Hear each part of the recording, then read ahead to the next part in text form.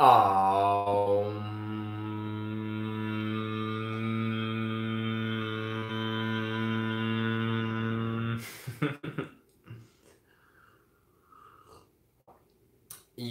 yo, Orange Oscar, what's up, my man?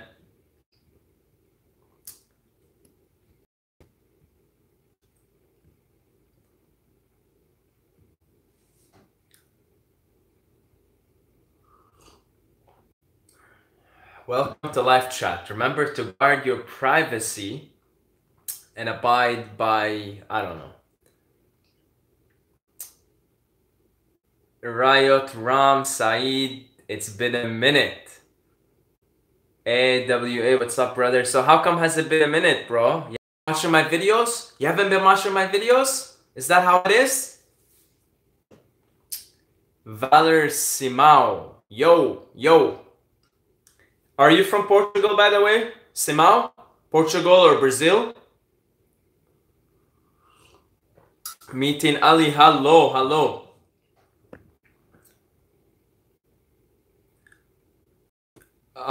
Portugal, yes, yes. All the love to Portugal.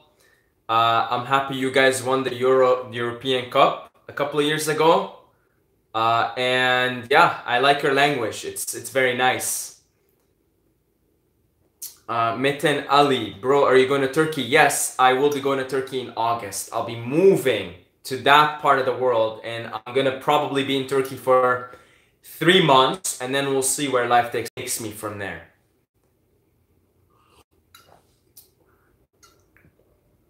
Okay, so I've been lacking, yes, but your videos have helped me with mentality and promoting my personal goal of peace, love, and positivity. I am glad to hear that. I am really, really glad to hear that.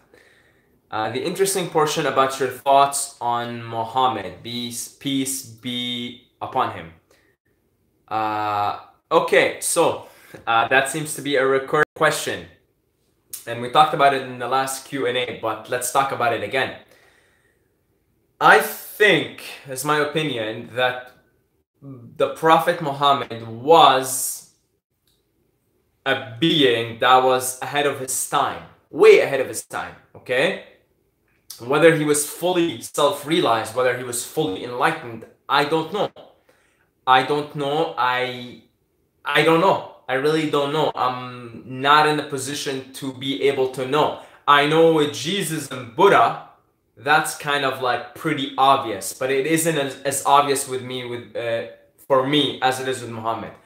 However, he was a man way ahead of his time, and he tried to bring these higher teachings back down to the people of the Arabian desert, okay? And it's my opinion that it didn't go all too well. That's just my opinion. If you're ever in Oakville, let me treat you to lunch or dinner, man. I'll be there in the summer. Okay, because I lived in Mississauga for 3 years, I lived in Hamilton for 8 years, and I'll be there in the summer, so I will take you up on your offer. Okay, and to show you that I will take you up on your offer, if you just email me, my email is saeedmobayed1@gmail.com. Just email me and email me with your number, and I'll text you. Do you do namaz? Namaz, I believe, is prayer. It's the Persian name for prayer or salat, right? No, no, I don't really do it. If I am in a situation where, you know, maybe I'm in a Muslim country or something, I'll do it because it's pretty cool. I think it's a pretty cool thing to do. I think it's definitely one way to connect with God. It's definitely one way to connect with higher spirits. So I'll do it if I'm in the environment where everybody else is doing it, okay? But on my own time, not really. What are your top 3 books, bro? Oh, that's a good question. There's a lot of good books out there. On top of my head, well, it's a difficult question to answer, because I can give you one of the books, the Tibetan Book of the Dead, only because I listened to the audiobook recently and currently it's on my top 3.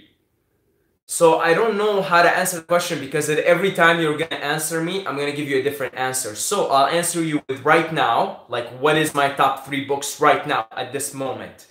I'll just fire straight off my head. Tibetan Book of the Dead, if you're interested in the afterlife, if you're interested in where we go and what happens. The Tibetans seem to have figured all this shit out, okay? They really dedicate their entire lives to mapping out consciousness for ordinary people like us.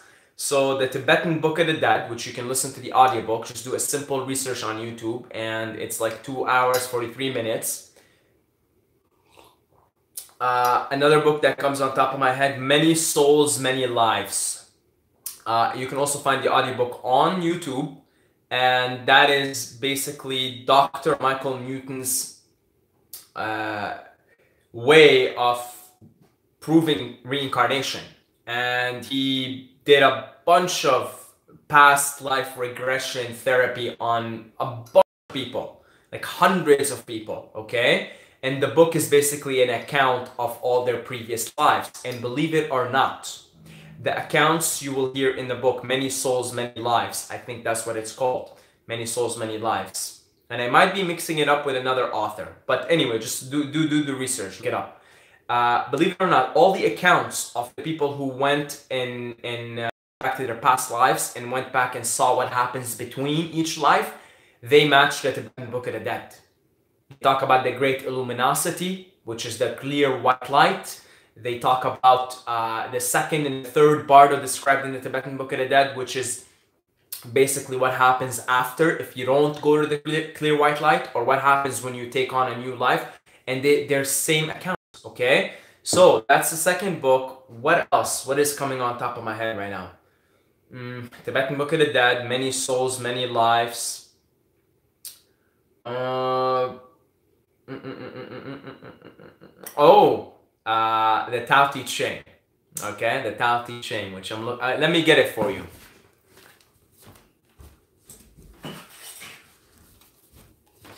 Okay, the Tao Te Ching. It's very small, okay? Like it is not designed for you to sit down and read it like from start to finish. You kind of open it up and you read a verse, okay? So we opened up verse 52. So let's read verse 52. That which creates the universe is the mother of the world. By knowing the mother, one knows her children. By knowing her children, one comes to know her. Such is their unity that one does not exist without the other. Fully embrace your life and you will share in the glory of creation. The mother herself will be your guardian and all her creation will be your guide. So it's funny because, you know, the Tao Te Ching is a completely independent, not completely, but it's an independent philosophy / religion from Hinduism. Yet it describes creation from this verse as the mother. In Hinduism, the concept of the divine mother is also the creation. So it's just, to me, it's like, it's pretty interesting to see the different religions and philosophies come up with the same realizations. But again, it's just like turning on, if you lived in my city, right? I live in Ottawa right now, and you turned on radio station 98.5.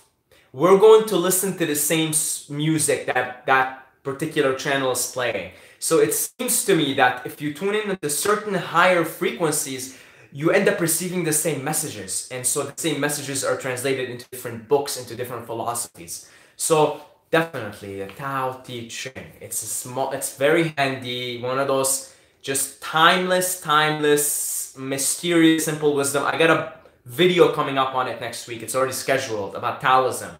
So that's my third book for you. Okay, Jack Said, I love you. I love you, Jack, and keep up the love coming. Every time I love you back, and we just keep dancing in this dance of love. Favorite psychedelic? I've only done 3: mushrooms, LSD, and DMT. And for microdosing, it's LSD because it lasts you twice as long and it's more convenient to, you know, do it for me.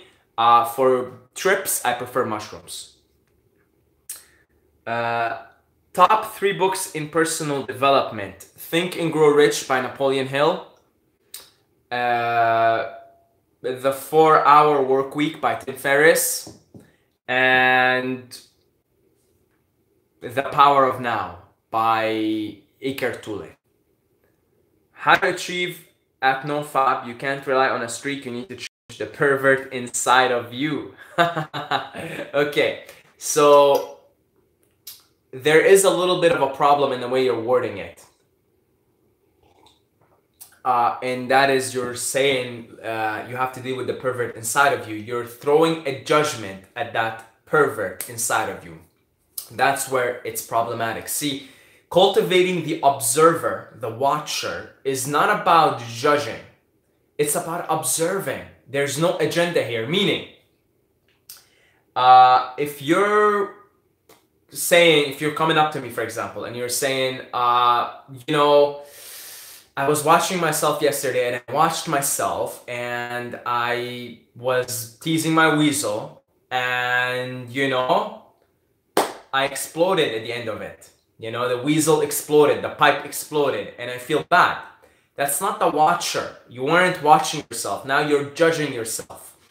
Versus, oh, I was teasing my weasel, and the weasel burst out, and it just burst out. You know, there's no judgment. You're not saying, oh, the pervert inside of you, okay?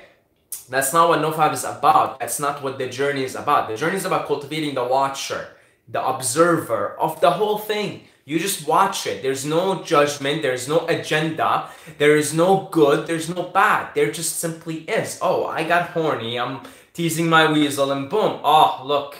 All right, so let's try again. Let's go on another streak, right?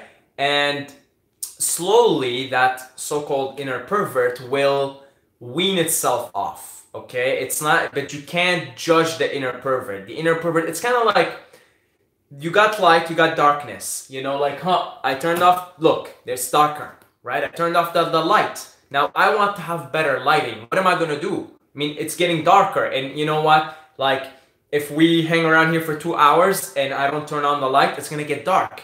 What are we going to do about it? Boom, we're gonna bring the light.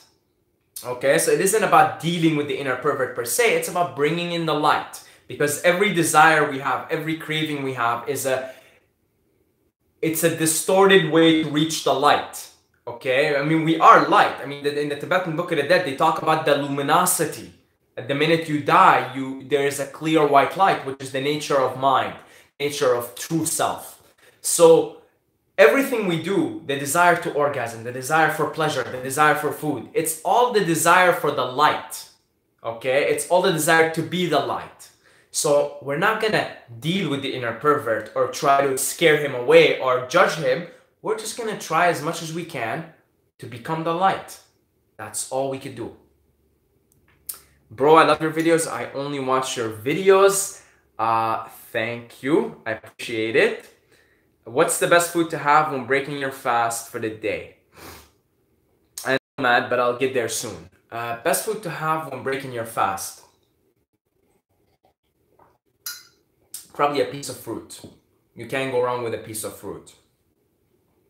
It's hydrating, like maybe a papaya or a banana. It's hydrating, high in water, and they got the life enzymes in them. So I'd say do it with a fruit. Why are you moving to Turkey? Well, because I've been living in Canada for 14 years now, and you know, the country has served me really well. I'm Canadian, I have the citizenship, I have massive respect for the country, and I think the government's pretty good. I really think the government's pretty good, okay? Yeah, there are flaws, there's this, there's that, the conservatives come in, then the liberals, then da-da-da-da, right? And you know, if you go beyond that, overall, the system of governing in this country is pretty good. And the land is beautiful. The land is really beautiful. The people are polite. Okay, they're polite. They're not warm people by any means, but they're polite. So it's a decent country. It's a pretty good country. Okay, and I'm grateful for it. And it taught me a lot of lessons. And I mean, You know, how many times did I go to these beautiful woodlands and with some mushrooms, and I just, you know, I found God, I found myself in this beautiful land. So for the land, I will always be grateful and loving and respectful. And yeah, however, it's just the end of a chapter now. You know, I can no longer withstand living in winters. I mean, winters are brutal here. They drag on for 7, 8 months. You know, and you're only really I mean, the reason why I'm always wearing something now, like a long sleeve in all my videos, is because it's cold. Even here inside, it's cold, and I gotta warm myself up. I gotta stay warm, and that's why I'm always drinking something warm. You won't see me drinking something warm in the summers, and you won't see me with a long sleeve. You'll see me with my Dragon Ball Z tank tops, and my skin hasn't had any contact with sunlight for 4 months now.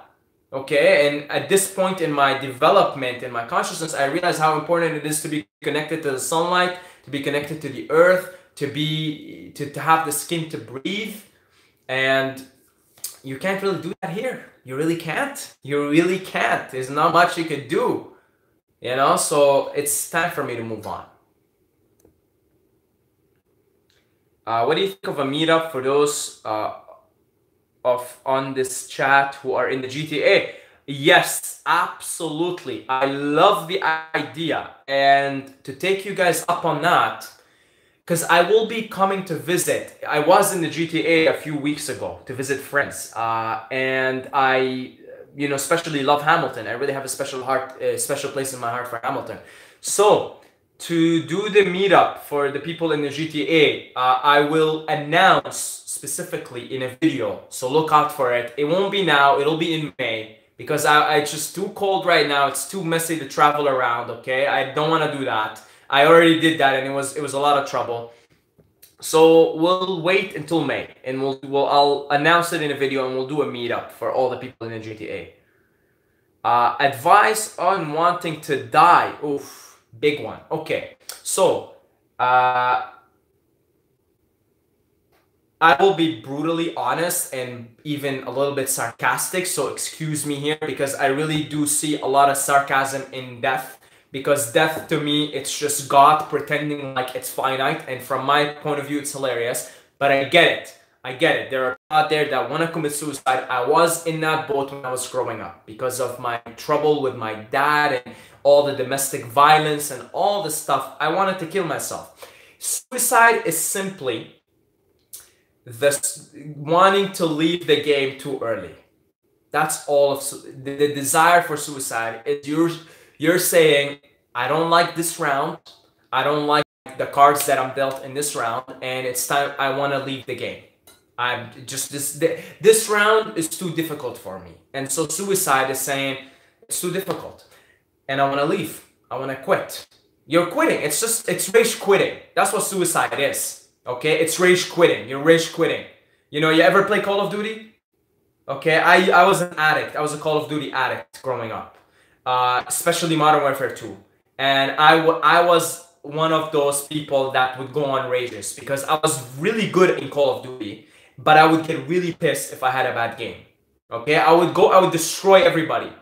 Okay, I would go on like these streaks in favela. I would have the commando with the knife, that whole class where you're running around knifing people, okay? But I would get pissed if I'm having a bad game, and I would rage quit because I don't want to ruin my streak. So suicide, the desire to suicide, is rage quitting in this game, okay? So you have to realize that every round you're given, it's deliberate and it's by design.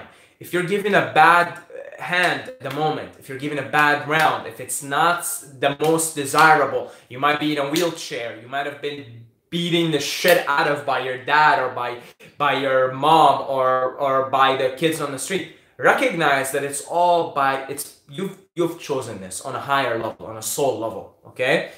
So recognize it's by design. You need to have to experience this. And a lot of times it's bad karma running off, meaning if you have a lot of bad karma and you just want to clear your books, on a soul level, you could choose to experience a birth that is completely a shit show. You know, in every level, it's a shit show. You have some health problems, some genetic issues, some autoimmune diseases. You know, you're just born in shitty circumstances, in a shitty environment, you know, whatever. Okay? That could just be you wanting on a soul level to clear off some old karma. That's the way the game works, folks. That's the way it works. So it's not advisable to go ahead with the option of suicide. As much as it could relieve you from pain, karma has to be dealt with. It has to be cleared out. And we're here in school. Earth is a school. It's a school for the soul. So no matter what your circumstances in life are, look at the experience of the human being in a vehicle, in a physical vehicle, in this plane of existence. Look at it as school. Okay? If you look at it as school, you'll be okay. Every experience is a school. You know, any shitty circumstance you have, anything, it's a school. Okay? It teaches you how to be detached. It teaches you how to be more loving, how to be more compassionate. And, you know, one of the biggest reasons is attachments. One of the biggest lessons. We are so attached to this physical plane of existence because we've been incarnating and reincarnating here for so long that when we die, you know, I mentioned the Tibetan Book of the Dead in the earlier part of the live stream because it explains to you what happens when we die. We get confused. Most of us, a lot of us are here because we got so confused after death. We got so attached to here. We got confused. We couldn't go to the clear white light, be one with the clear white light. We got so confused and we ended up taking another birth or what for whatever, you know. So recognize that a lot of our major lesson perhaps for all of us is detachment. Is detachment from the physical existence, not rejecting physical existence, but detaching from it. Being okay with whatever, really. That's what it's all about, okay? So let's move on to the next questions. Saeed bro, try to go to Cyprus as well. Turkish side, very interesting. I'll probably have to do that for some visa purposes as well. Memento Genius, hi Saeed, hello. Do you believe that pastries have pathways? Pastries have pathways to love? What do you mean pastries? Are we talking about the pastries, the food, or pastries? Can you explain that again? Tristan, bro, yo Tristan, check your Patreon messages, okay? Because I messaged you there, so just make sure to check it. Mohammed Zaid Al-Sadi, hi Saeed, hello my brother Mohammed. Albin Nilsson, hey Saeed, what music do you prefer while working out? It's actually always changing. I used to listen to rap back in the day, strictly Eminem and Nas and Tupac.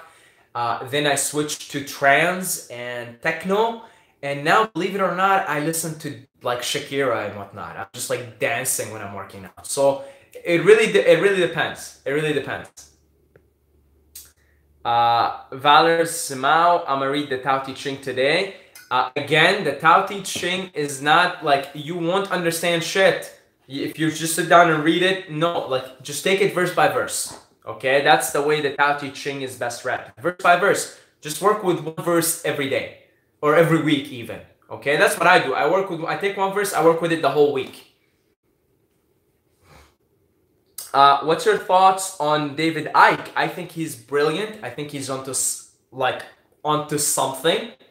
I think probably 80% of what he says is pretty accurate. It's pretty real. It is the way of things.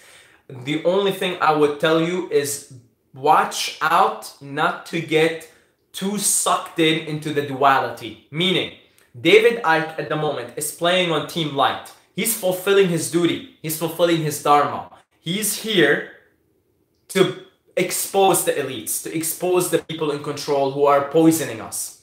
He's playing his role perfectly. Okay? Perfectly. And he's doing a very good job at it. You, as someone who's listening to David Icke and trying to improve your consciousness, you play on Team Light. Most of you here are playing on Team Light. But I will quote Hafiz. He's a Sufi poet. Do what you will with another being, but never keep them out of your heart. Meaning, don't fall into the trap of duality. Recognize that David Icke is playing on Team Light. Recognize you're probably playing on Team Light. I'm playing on Team Light. We're trying to alleviate the suffering of the humanity of all of beings, okay? David Icke is playing brilliantly, doing a brilliant job at alleviating the suffering by showing us the way things really are, okay? But just don't fall into the duality trap of it, which is us and them. Just recognize that this is a game and you happen to be playing light and they happen to be playing dark, and we've got to do something about it. We've got to alleviate the suffering of the humanity. We've got to get people healthier. We've got to stop these people from poisoning us and really doing all these terrible things with society. But just remember that that's just God consciousness, and it happens to be playing in a very dark place at the moment. So meaning, we do what you will with another being, just don't keep them out of your heart. Come to London when you have time, I'll take you out. Okay, well, sure, okay, I'll take you up on it. I don't know when I will be coming to London. I most likely will come to watch a game, maybe like especially Tottenham. I know I'm not a fan of Tottenham, but I know their fans are wild. So if I ever come to London, I'll take you up on it. Saeed, are you on NoFab? Yes, I am. Let's see, where are we? Will DP from a bad mushroom trip last, and will the anxiety last as well? I've been going through this for like 10 months. Okay, so you've had, I'm guessing what, you've had a bad trip 10 months ago and you're still going through the anxiety of it, right? Okay, my friend, I'll just be very honest. You probably weren't prepared 10 months ago to do mushrooms. Like your belief systems of who you are weren't yet prepared enough for the experience of the psychedelic, okay? And what the psychedelic gave you is it gave you a completely different perception of reality that was too challenging for your ego. For your ego is just your storyline, your belief systems, your past experiences, etc. Okay? And that scared you off. Just step away from psychedelics altogether. That's my advice to you at the moment. Step away from psychedelics altogether. Study Buddhism, study Hinduism, study Taoism. And then if you feel you're ready to delve into psychedelics again, go right ahead. Because things like Taoism and Buddhism and Hinduism, they have maps for these states of consciousness, for these states of being that we experience in psychedelics. They tell you this is how it is. This is who you are. This is your true self. So study those systems first and then delve into psychedelics again. Because once you delve into psychedelics again, you'll be much more ready to handle this expanded sense of self, expanded self-awareness, okay? Tristan, David Icke has good information. Problem is he's been put there to play a role. Exactly.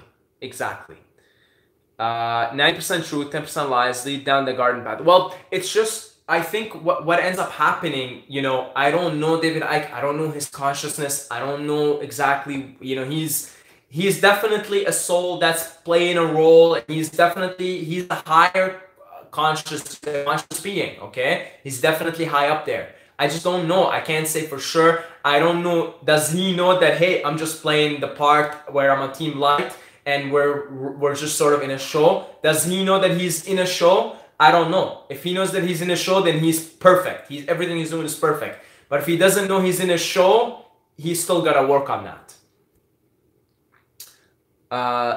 Saeed, what's your favorite Eminem song? 8 Mile. Are you ever going to do a day in the life? Probably when I'm less lazy. Are we living in a simulation? Absolutely. No question about it. The Hindus called it Maya. The Buddhists called it the void. The Taoists call it the Tao. Okay? And now we call it simulation theory. And Elon Musk, who is a fucking genius, pretty much believes in it. So if Elon Musk believes in it, I would really consider, because this is the guy that's going to take us to Mars, that is taking us to Mars. According to him, there's a 70% chance that he's going to go to Mars. He believes in it too. So it's pretty obvious, okay? It's not news. It's not a new thing. It's not a new concept. It's not a new concept. It's the world of duality, zeros and ones, okay? It's pretty obvious. We don't know anything is all. We can say everything is a mystery. Reveal the mystery. Okay, reveal the mystery. Right, Tristan, I like that. I like that you're saying revel in the mystery. However, I'm going to challenge that. And I'm going to say that beneath the mystery, so there is a mystery. You go into nature and it's like, wow, what is this? Right? Like, what is this? But beneath the mystery is this true self. And the true self is the true self. And once you are the true self, you are the true self. So you can revel in the mystery of creation. But I'll give you an example. There is a saint. His name is Ramana Maharshi. I'll show you his book real quick. So this is Ramana Maharshi. Okay, he's got this famous way of explaining things. Who am I? So Ramana Maharshi got enlightened when he was 17, and he went to this temple where allegedly Shiva used to be, or still is, or whatever. Okay, it's this hill, this sacred hill, and pundits used to come to him from all around India, and they used to ask him about things like very philosophical things from the Bible, from Plato, Aristotle, things that are extremely, like, he's never read them, and he was able to give them the exact same verse and exact same page and exact same everything, because he's gone beyond the mystery. He's everywhere. He's pure awareness. And if he's pure awareness, he knows everything. So yes, revel in the mystery, because what the hell do we know? I don't know anything. I continuously say I'm an idiot because I am an idiot. However, recognize that the state of perfection is the state of all knowing. They call it absolute knowledge, they call it Sat Chit Ananda, absolute knowledge, absolute existence, absolute bliss, meaning you are knowledge and the true deepest self. When you become self-realized, you know everything. Okay? Until then, revel in the mystery as much as you can, because this is the whole point of creation, is to revel in the mystery.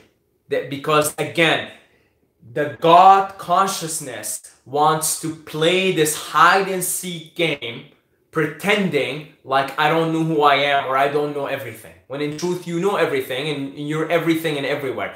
But until you become that thing again, you obviously revel in the mystery, because that's the whole point of creation. Jack, I love you. Saeed, I love you. Jack, I love you. Jack, mwah, I love you. Jack. It's freezing in Ireland too, similar climate.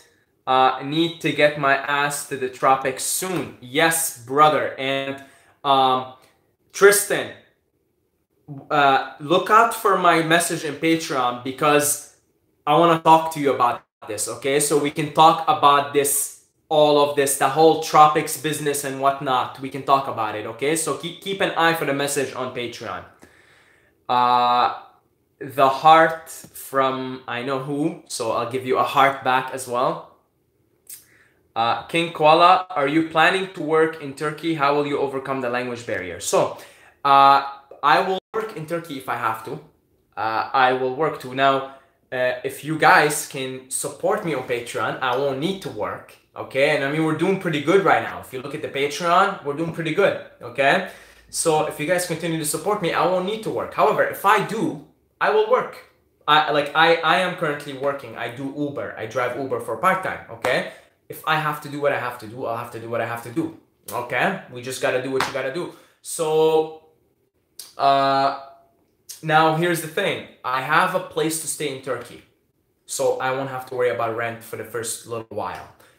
But if I have to work, I'll have to work. The language barrier, I will learn Turkish. My policy is every place that I go to, I will learn the language. Now, I'm only going to be in Turkey for 3 months. That's it. I'm going to go to Thailand. That's my ultimate destination. Koh Phangan.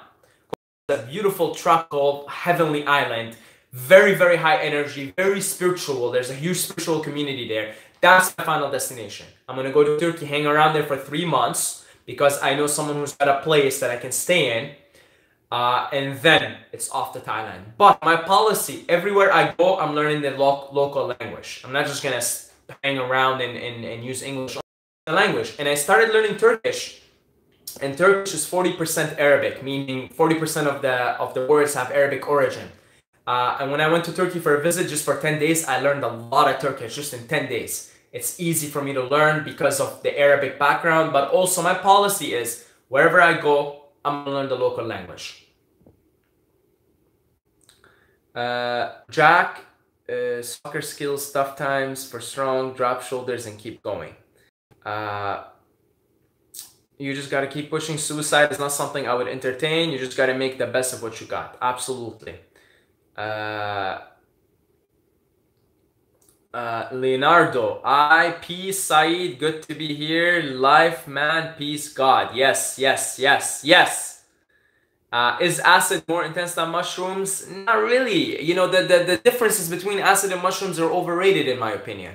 They're overrated. There is definitely a subtle difference. Mushrooms, things feel more organic. They have a more organic feeling to them.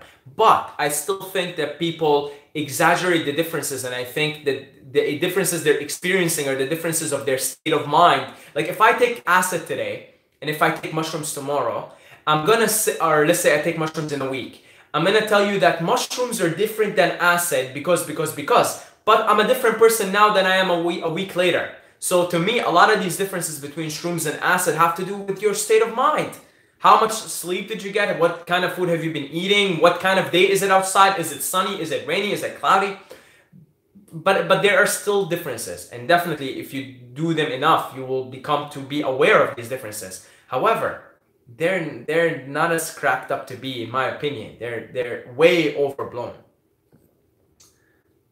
You talk in a dualistic way. So do you believe the soul is real or ultimately an illusion created by the oneness? Beautiful question. Beautiful question. The soul is an illusion. The soul is an illusion.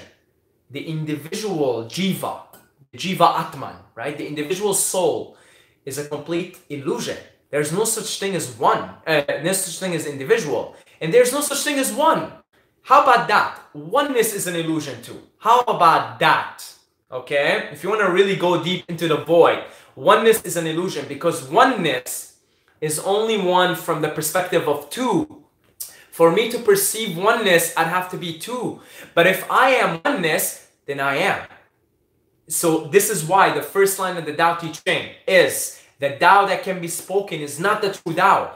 The minute we say it's one, that's not the Tao, that's not the way. We're talking about it. We're saying it is one. We're saying it is one. That's an illusion. Even oneness is an illusion. You want to take it further, so the soul is an illusion, oneness is an illusion. But it feels real, goddammit, doesn't it? So the idea is you want to live in the paradox. You're living at all these paradoxes. You're living in the world of duality. You are duality. You're living in the world of duality. I mean, I am an individual. My name is Saeed. Hi, nice to meet you. My name is Saeed. How are you? I got curly hair and I like sunlight and I really like fruits, especially grapes. Oh, I love grapes. Ooh, I love grapes. And even deeper, I'm an individual soul who have had, this and that. I don't even know my past lives, but let's assume I was a gladiator in a past life and I was a mother in my previous 2 lives or whatever. I don't know, right? All real within the illusion. All real, okay? But it's all relatively real. All different strands of the illusion. And you want to be in the illusion, but also out of the illusion. That's enlightenment. Enlightenment is being in both samsara and nirvana, and neither in samsara and neither in nirvana. You're basically nowhere. You're here and you're not there. You're there and you're not here. This is why in Buddhism, there's the common adage, before Satori is enlightenment, chop wood and carry water. After Satori, chop wood and carry water. Because you see that that's what enlightenment is. It's living in paradox. It's living in all these different paradoxes. So do you want to be in the illusion knowing it's an illusion, or do you want to be put under the spell of the illusion? And it's much, much better to play knowing that you're in an illusion, because you play with fun, you play with laughter, you play with humor, and you play with joy. Can you give tips on visualization and reprogramming the subconscious? Okay.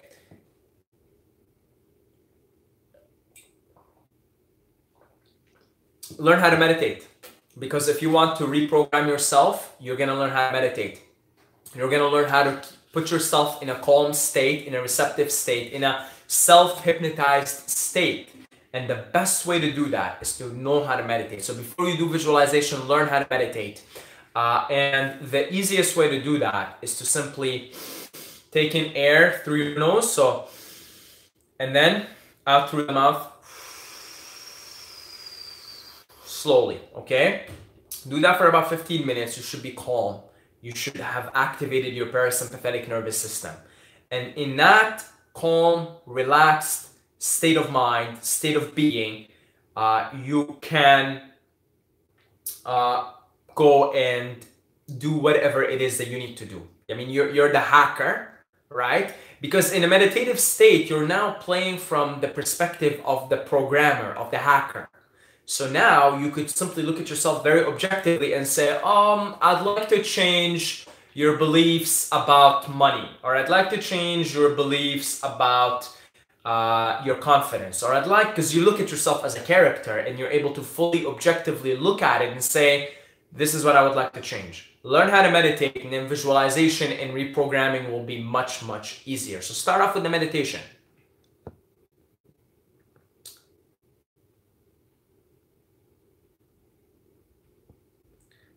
We are aliens, Jinko. So, I mean, look, I got into the Anunnaki rabbit hole for a few months back in the summer, right? And I'm kind of agreeing with you. I think we are aliens to a great degree. I think we do have some form of alien DNA in us, right? I definitely think so. Hello, today is my first microdose. I'll be taking it in half an hour. Best of luck. Okay, I want to hear about your experience. We're on the same page, David Icke. Yeah. What do you think of hippies?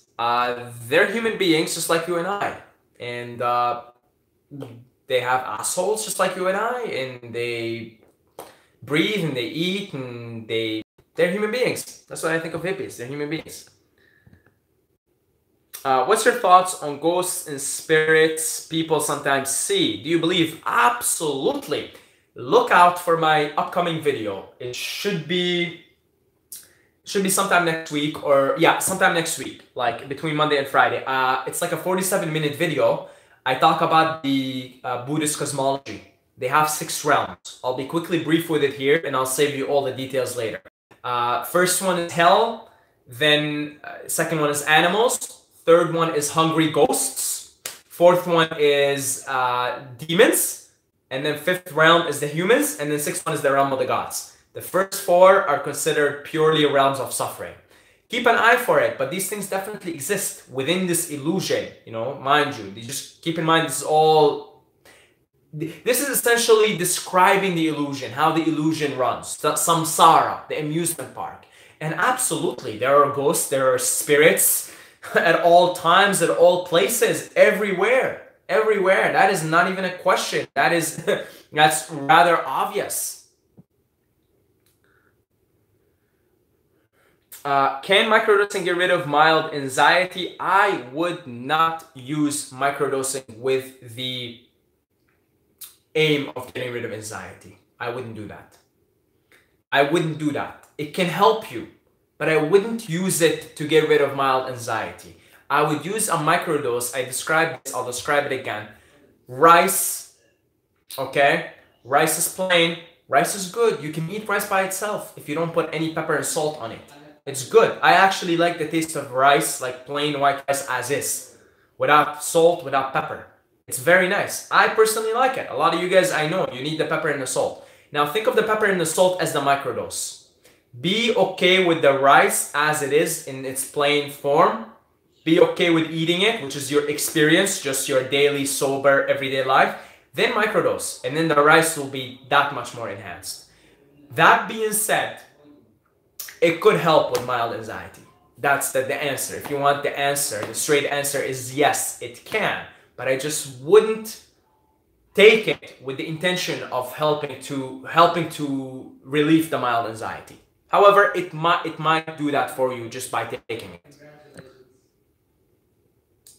What diets are you currently on? Okay, I am ADHD when it comes to diets. I could go from like in the same week from like vegan to vegetarian to carnivore to you name it. Currently, I'm fasting.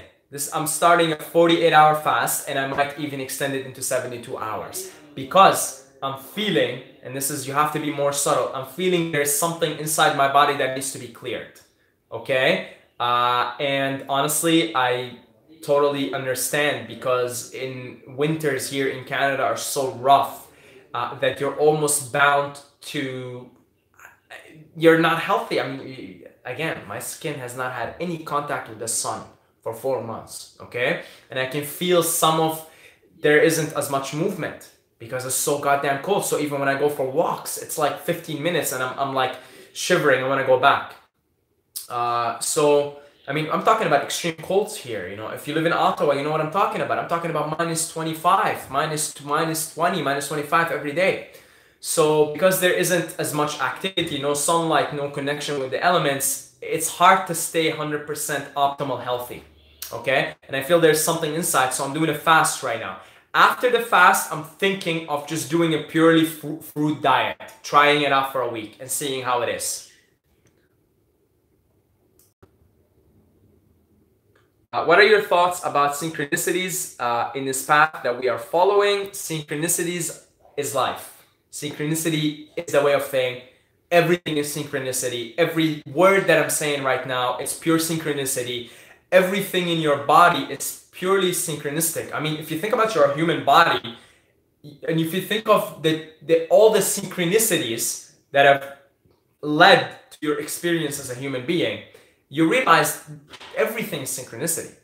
You know, I used to freak out when I used to have the 1111s and all these numbers and all these synchronicities. And, you know, in the earlier stages, when I was doing a lot of psychedelics and I was having all these things happen, I had a synchronicity diary, okay? And it was getting so full because it became apparent to me that everything is synchronicity. After a while, I relaxed on the whole thing because I'm like, yeah, everything is synchronicity.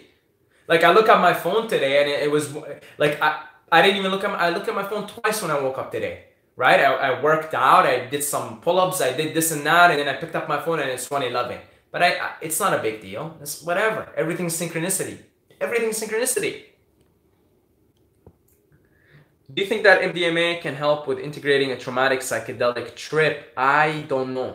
I'm not qualified to answer this because I don't know. I've only experimented with the MDMA once. I've only experimented with it once. I loved it. I went to an Armin van Buuren concert and I danced my ass off in the front line, and I even took pictures with Armin van Buuren.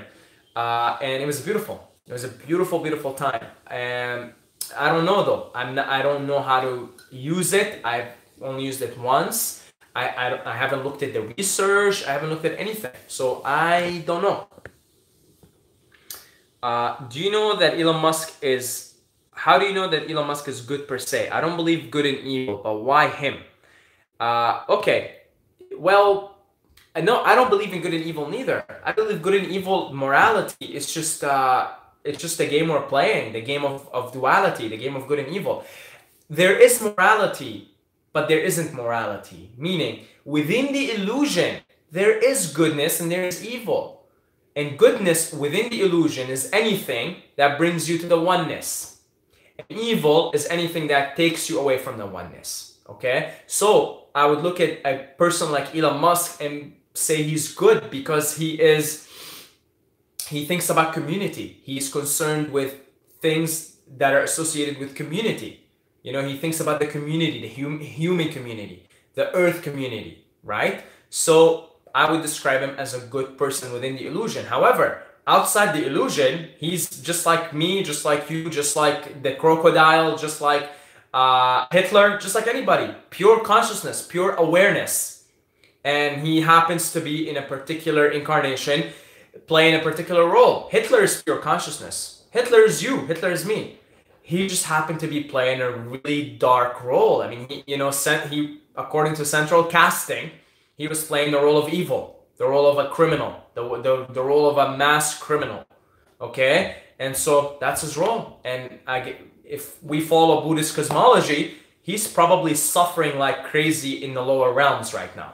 He's pure consciousness. He's pure awareness. I look at him like I look at you, like I look at myself.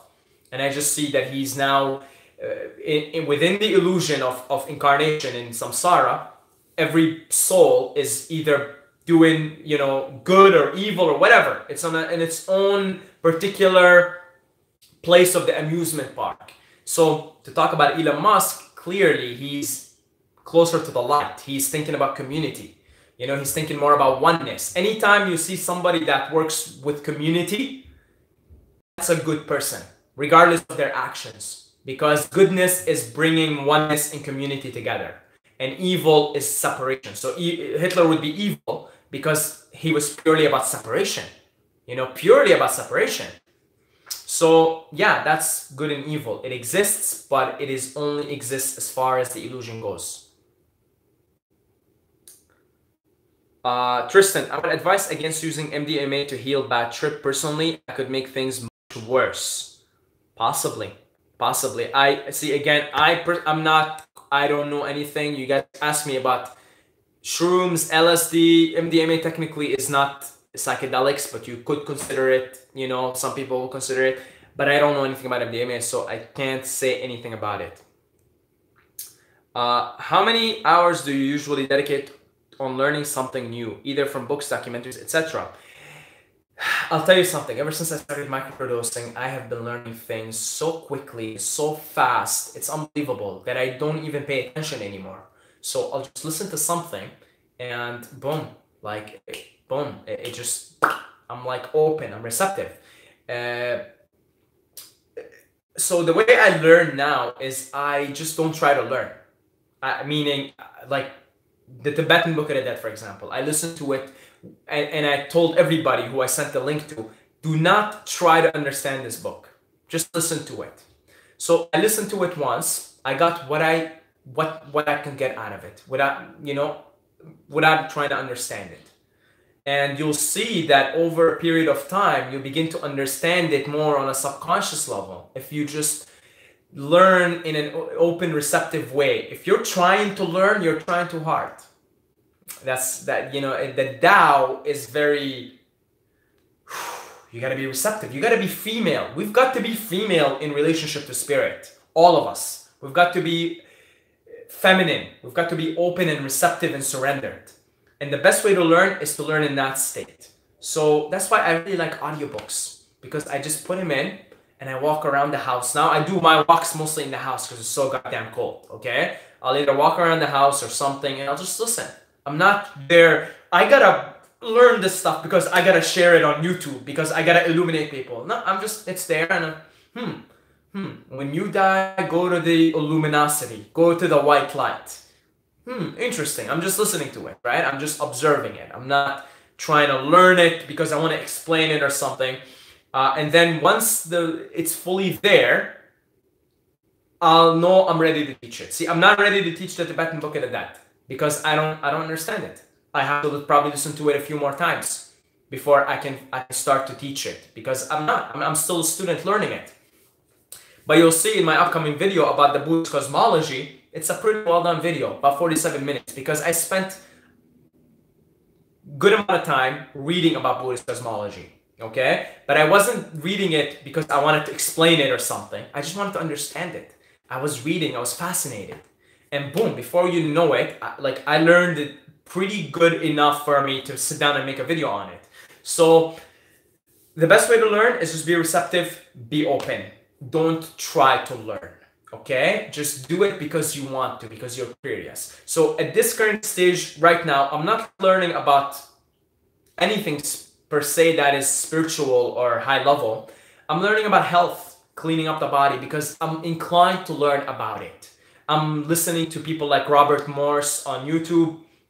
I'm just listening. I'm learning because I'm curious.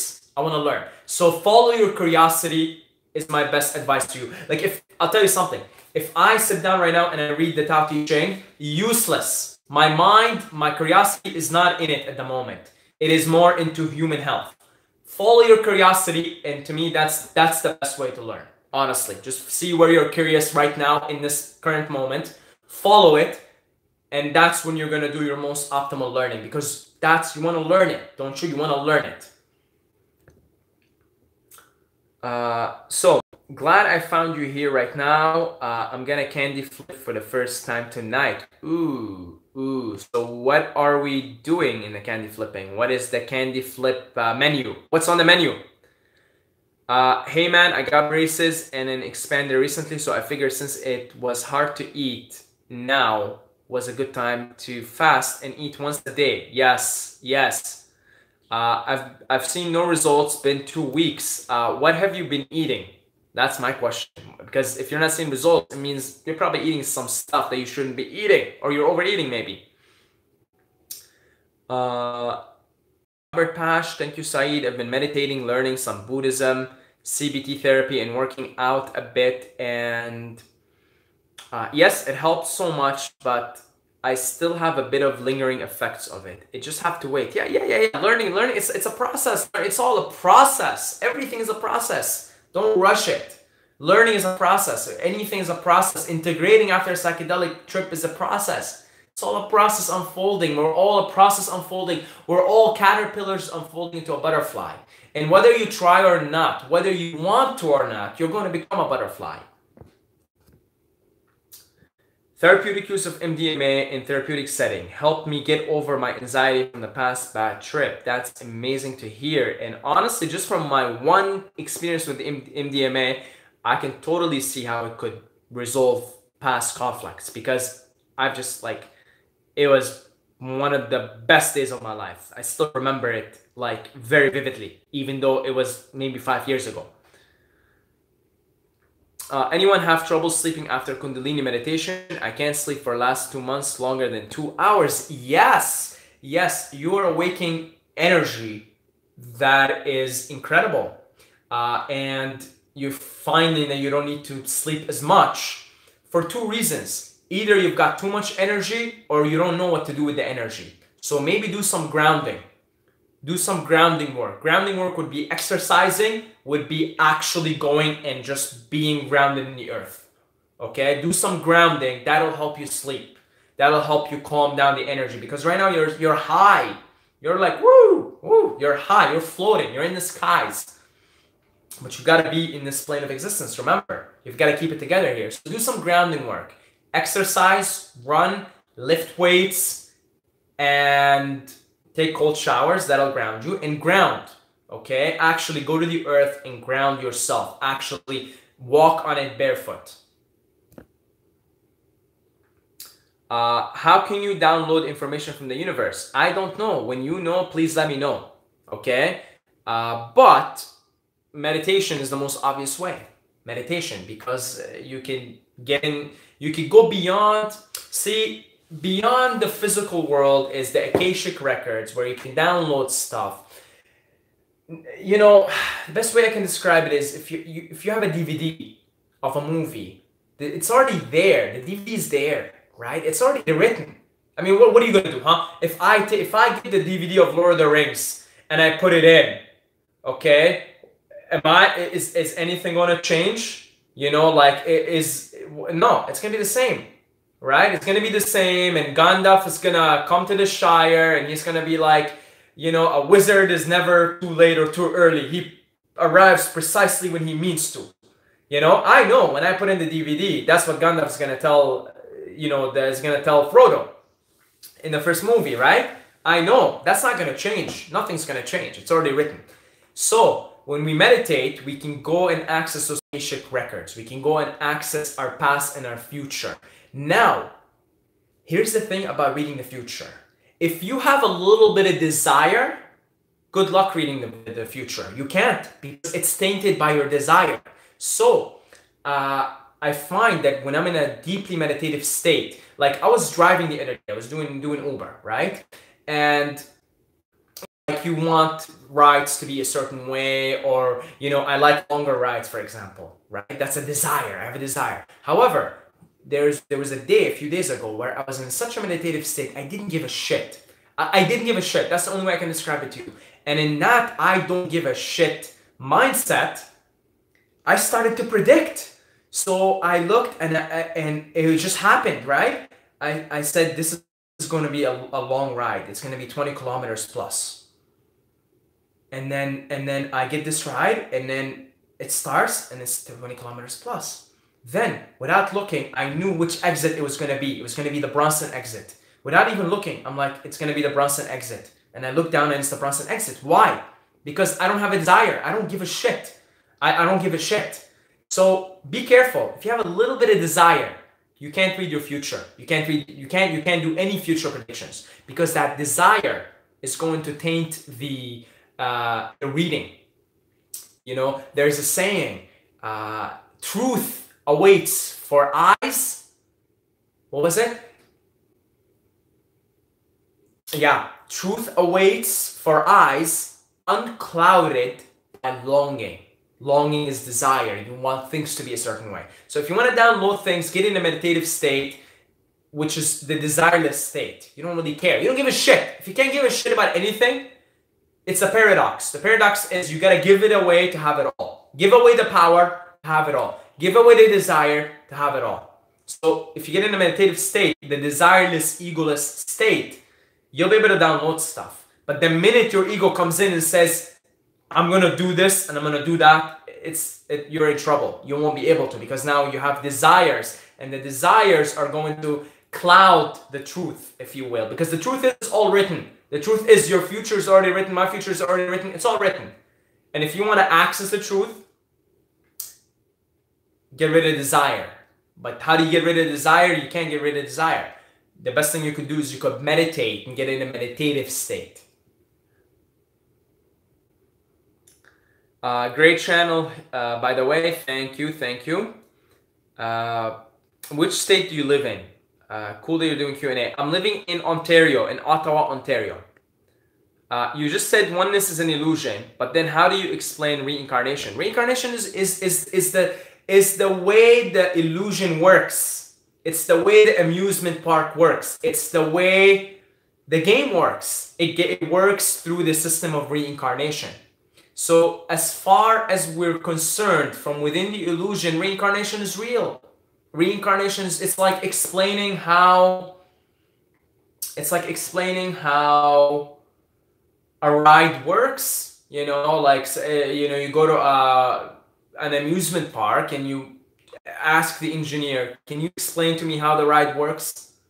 And he'll explain to you how the ride works. And reincarnation is the way the system works, the way the illusion works, the way the amusement park works. Okay? And it's funny, you guys are mentioning all these things. I already have scheduled videos for almost everything you mentioned. I have a video scheduled for reincarnation specifically. Reincarnation is very obvious. You don't need science. You don't need anybody to tell you. Nature is reincarnation. Nature recycles everything. When you're looking at trees, you're looking at reincarnated trees. When you're looking at anything in nature, when you're looking at snow, you know, there's snow outside. That's all we could see nowadays here is snow.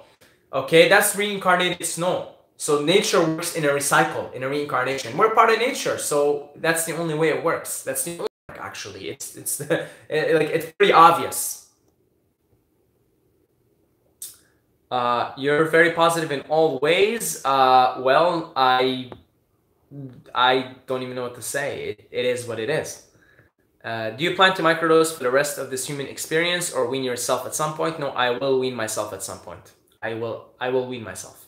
I just don't see it happening anytime soon. Because I need to know what this is. I need to know what's up. And if I grow attached to microdosing, that's my attachment, and that's what I gotta work with. Okay, and I'm gonna admit it, I am attached to the microdose right now.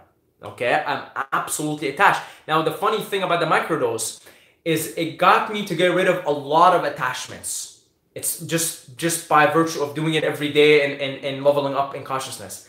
But now it remains as one of my few attachments that I still get to work with. This is why at some point I will wean myself off of it. I have to. There's no other way. If I'm going to become a liberated being, I can't be attached to anything, right? So yeah, at some point I'm gonna have to wean myself off of it. What is your opinion on university? I hate it. Yeah, me too. I hate it. It's your boy Saeed. Can you describe your first Satori experience? So first Satori experience was, yeah, it was through psychedelics. It was my first time doing 5 grams actually, 5 grams of mushrooms. I have a video on it. Okay, so I'm gonna find the video. I'm gonna send it to you because what am I gonna? I'm gonna sit down here and it's like a 30-minute video. So I'll send you the video. Okay. Saeed, have you experienced ayahuasca yet? If no, do you plan to? I have not experienced ayahuasca. No, I'm not planning on experiencing ayahuasca. It's not on the menu. It's not on the menu. I'll explain to you my reasoning why it's not on the menu.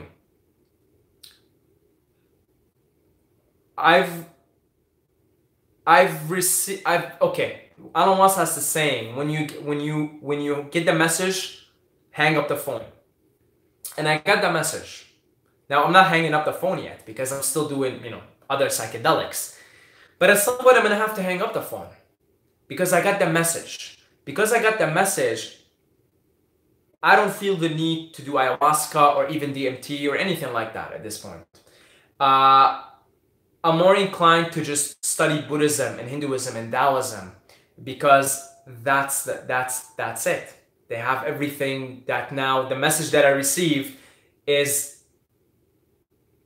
the messages are there now. Like you don't need psychedelics anymore. You don't need to have mind-boggling experiences anymore. Just immerse yourself in the study of this ancient wisdom. People have already figured this shit out. Many ancient sages and masters and enlightened beings have walked down the earth. They've already laid it down for us. Study that stuff. And that's kind of what I'm sort of into right now. I don't even really do big trips anymore. Not much. I've had a recent mushroom trip. Probably I won't do one for a while now, like a major trip for a while. I don't feel the need for tripping as much anymore. I microdose and I immerse myself in the study of this ancient wisdom. Okay? So I don't think I'll do ayahuasca, but I can't rule it out. I can't rule it out. Saeed, would you say the best way to overcome overthinking and monkey brain is to use your body more through movement, as Elliot Hall says? Not the best way, but a great way. Okay? It really is. It really is. The human body. So speaking of Taoism, speaking of the way, of the Tao, there is a way, there is a Tao in the universe, and everything has a Tao. Okay? Meaning, it's your heredity, it's your genetics, it's the vehicle that you're working with, it's the circumstances. There is a Tao, there is a flow to everything. You know this because when you sleep, when you fast, like right now I'm fasting and I'm doing it because I want to heal. What is happening? I'm not doing anything. I'm going to be healing because there is a way, the Tao, there's a force. This is the force from Star Wars. So the same way, there is a way, a path, a perfection to the human body. And the way, the Tao of the human body is movement, okay? It functions best when it moves. And if we resist the Tao of the vehicle that we're experiencing life, experiencing consciousness through, then we run into trouble. So then movement is a primary way of alleviating suffering, of alleviating overthinking, of alleviating monkey chatter. And if you ever, so one of the things now, I've had so many nights where I couldn't sleep. For whatever reason, I'm overthinking either problems or whatever, or most of the recent nights that I would go on not sleeping is because I'm thinking about shit like this, okay? And now like yesterday, I woke up at 5 a.m. Okay, and I had some funny dreams. I woke up laughing and giggling. Okay, but I couldn't go back to sleep. Just thinking. I was thinking about, like, I don't know, the universe and shit, right? So, because now I know how this shit works, and I'm like, oh, we've been here many times. You're gonna either sit in your bed and not sleep for 3 hours, or you can get around and walked. So I got around and walked. I walked for 45 minutes, and what do you know? I'm getting back into bed. I want to sleep again. So, because I moved my body, I cleared out my mind, I let the excess energy clear itself out, went back to bed like this, no resistance. Because I learned now, instead of sitting in my bed for 3 hours overthinking about whatever it is I'm overthinking, I'm gonna get around and move. And within 45 minutes, I slipped back into bed like this. But I guarantee you, if I didn't get up and move, I would have stayed in that bed for 3 frustrating hours, thinking about the Tao, thinking about the universe, and thinking about reincarnation and all this wacky shit. Okay? So yes, movement is a great way to keep things in balance, to keep the energies, the balances, the chakras in balance. I feel insecure about my height. Look, how should I improve? Well, you're coming to a guy that is relatively short in the society. I'm 5'6", 168 centimeters, and I've struggled with this particular thing that you're talking about, the height thing. Well, you're gonna have to make fun of yourself for being such a midget, okay? That's number one. If you make fun of yourself, you take it lightly, you don't take it seriously, and then get a friend or two that will make fun of you for being short. Like I was lucky enough when I was going through this phase where I had to sort myself out, that I had this tall friend who was like 190 centimeters, 6'3", and he would constantly make fun of my height. Now, I would constantly make fun of his nose, because he got a long nose, and we got along just perfectly. It's almost like he incarnated to make fun of my height, and I incarnated to make fun of his long nose. And we're still like very, very good friends, because we sort of helped each other just take ourselves lightly. Clearly, we all have insecurities about something. He had an insecurity about his long nose, I had an insecurity about my height, and we made fun of each other. And we kept making fun of each other over and over to activate certain pathways in your body that vitalize you, oxygenate you, clean up your lymphatic system, clean up the mess, strengthen your immune system. In yoga, it's known as Bahasrika, okay? Bahasrika, right? So this is ancient breathing techniques. The Tibetans use it, the yogis use it, and Wim Hof is bringing it to science in a modern, scientific way, okay? So I'm not going to demonstrate it now because I would like to get to all the questions and everybody else, but I will make a video on it in the future, okay? Demonstrating it. I mean, there's a lot of people demonstrating on YouTube, but maybe there are certain things I can help you with, demonstrate it for you. So I'll make a video on it in the future, okay? Premature ejaculation tips, strengthen your PC muscles. Your PC muscles. So do a lot of tummy vacuums, okay? Do a lot of tummy vacuums. When you go take a piss, if you want to know what I'm talking about, when you go to take a leak, right? Just pull, like in the middle of taking a leak, just stop the urine, okay? And that is your PC muscles. Once you're conscious of your PC muscles, start to work with them. So you could be doing workouts, and like when I'm doing workouts, I'm constantly focusing on the PC muscles, because once you're aware of them, and again, the way to be aware of them is just when you urinate, stop your urine in the middle. Those are your PC muscles, okay? So become conscious of them and then start to contract them, start to work them out. And then that'll give you a lot of control over your ejaculation.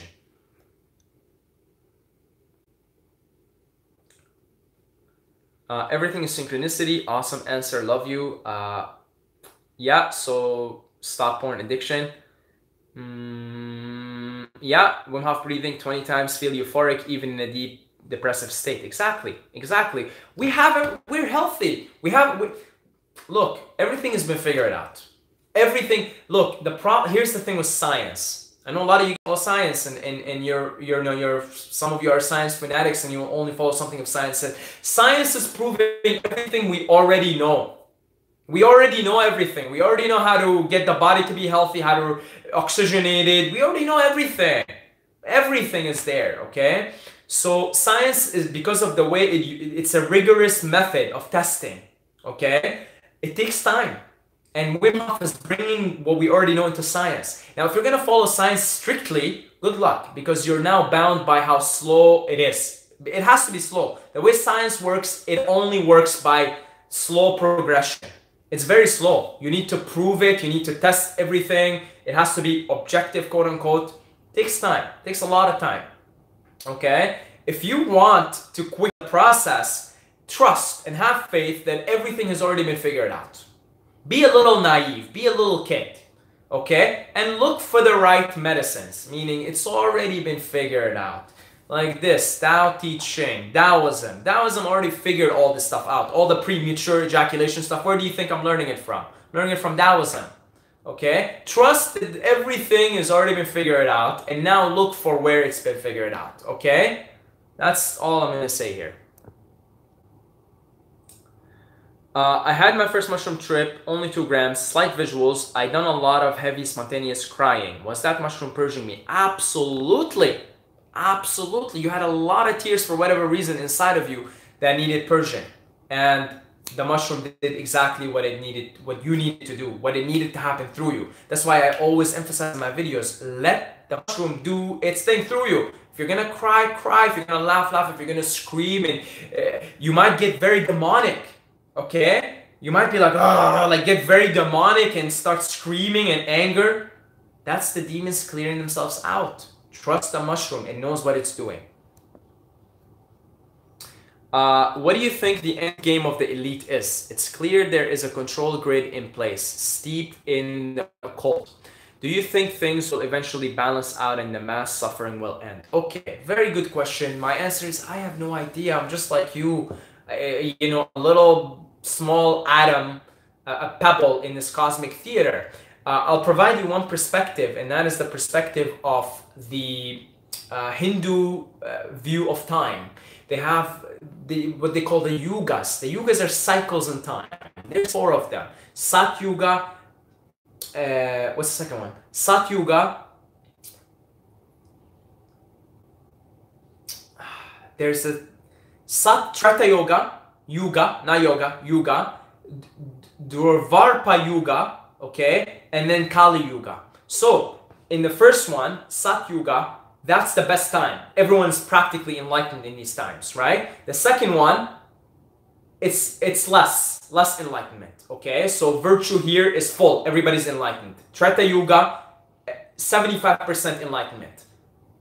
Dvapapa Yuga, I don't know how to pronounce it. I'm sorry. It's 50-50. Virtue is 50-50.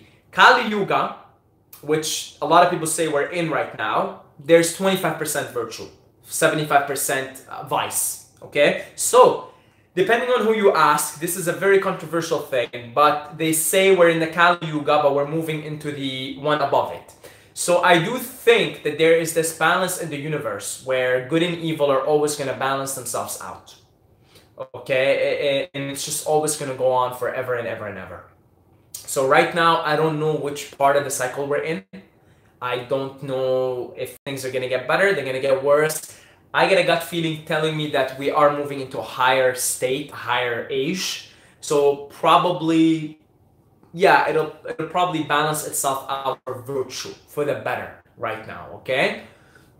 But the cycle goes on. You know, if for the next 10,000 years we live in more enlightened times, for example, predicts that. He thinks we're now past the Kali Yuga and now things are going to be better.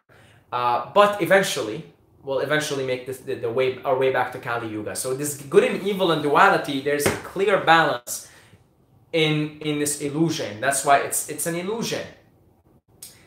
Meaning, you know, hippies create police, police create hippies, right? So recognizing that the way the simulation works, the way the program works, the way the game works, the way the amusement park works, you can't outdo evil and you can't outdo good. They're just going to always be there. And there's always going to be this balance, yin and yang. And that's the way the universe works, right? That's the way the universe works. So I think probably we're moving into a better time, but who knows? Who knows? You guys should take cold showers in complete darkness. Yes, it's awesome. Yes, absolutely. Absolutely. Yes, yes. Take them in darkness. Take them in total darkness. It's a whole different experience. Much more spiritual. I tried freezing cold showers today after Wim Hof and froze. Yeah, beginner syndrome. Just work your way up there slowly. Is it possible to master things quicker while microdosing shrooms? Oh yeah. Becoming good in music. Oh yeah. Oh yeah. Absolutely. You'll get better at everything. Everything. There's a song by DJ Tiesto. It's called Everything. Okay? And it's supposed to describe the state of being or mind you're in under the influence of ecstasy or MDMA. You know, everything in the lyrics goes something, everything you do feels better, everything you touch feels better, everything you feel, everything you eat tastes better. And you know, with the microdose, it's truly, yours truly, everything is better. Okay? So yes, your ability to make music, to create videos, to be in flow, to learn, will get better. And whatever it is that, let's say, your role in the cosmic theater, in the cosmic game to play, will also be revealed. So when I microdose, I'm a lot in my head. What do I mean by in my head? I think I'm here to be a philosopher. You know, it's pretty obvious that I'm here. My dharma, my role in the game is to be a philosopher. Okay? So when I microdose, you know, I listen to music, I do everything, but I'm much more inclined to sit down and think. Okay, that's my thing. That's the way I'm wired. You know, I used to ask my mom when I was 5 years old, who created God? Okay, just the way the Bucks kids. So for, say, you, because you're asking specifically about music, your thing is probably music. And probably when you microdose, you're going to be inclined to go into music. And whatever it is, the activity you're doing, you'll get better at it if you microdose. Okay, so yes, I much prefer if somebody says, I want to microdose to work on my art, to work on my creative outlet, than to say, I want to relieve anxiety. Okay? Much better, because one is still like, you know, you're focusing on the darkness. Again, darkness, no more light. The other is focusing on the light, which is, I want to improve my creative outlet. I want to get better in my music. I want to get better in my videos, in my thoughts. It's such. Versus if you focus on, I want to help it relieve anxiety, you're still focusing on the darkness part of it. So I would say if you're going to microdose, set the intention of improving your creative outlet, because that's focusing on the light aspect of the spectrum.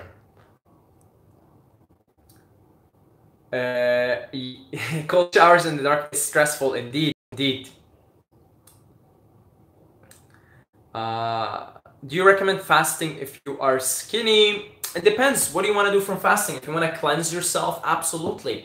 Now, I'm experimenting here, where I know you guys can't see anything here right now. I definitely got skinnier from the previous days, but I'm experimenting with something here where I'm working out every day now. Just body weight.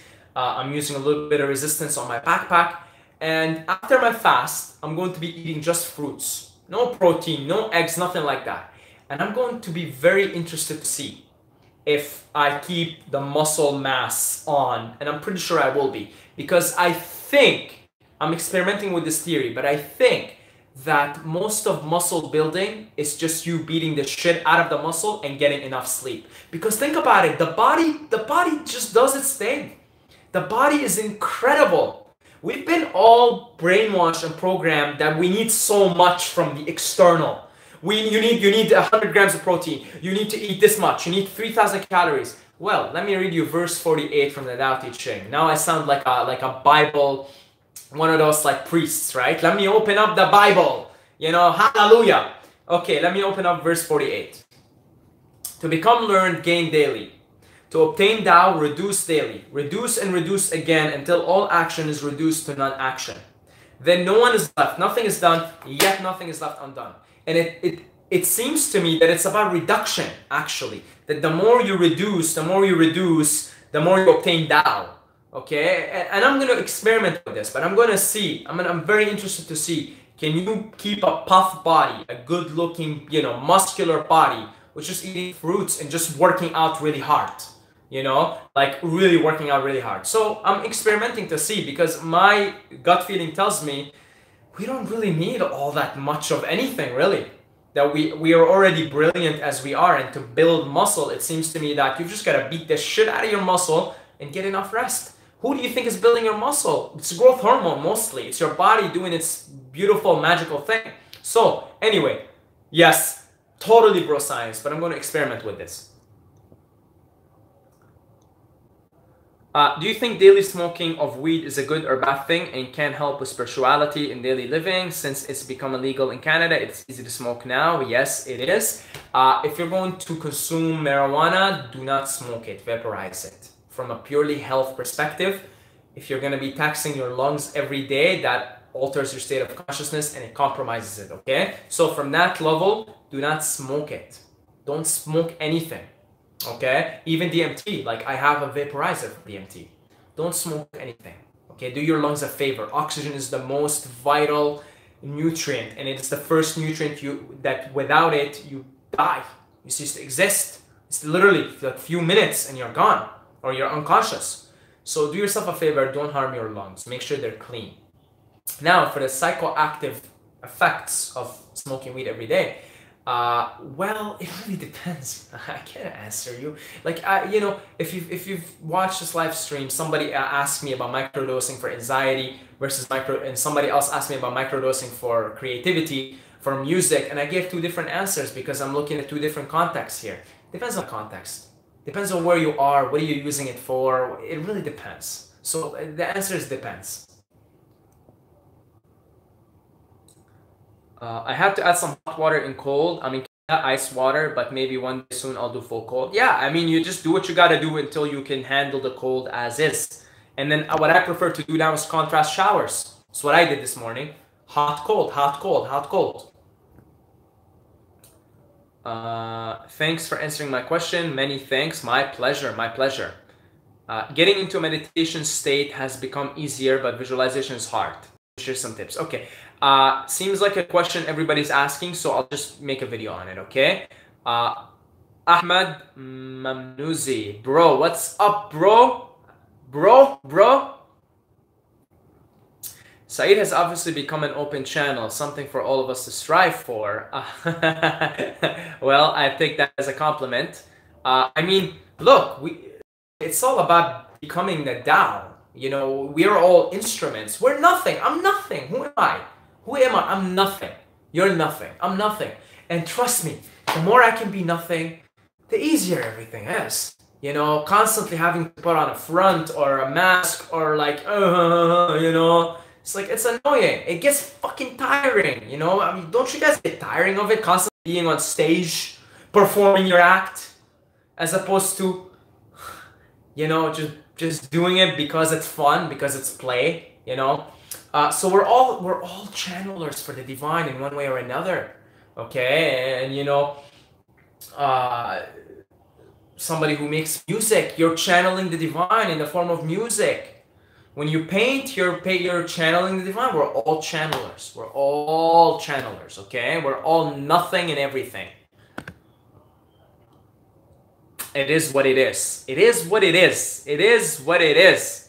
How should you stop overthinking, overanalyzing anxiety? So, one of our friends here asked me just a little bit ago, Darius, I believe, right? Darius.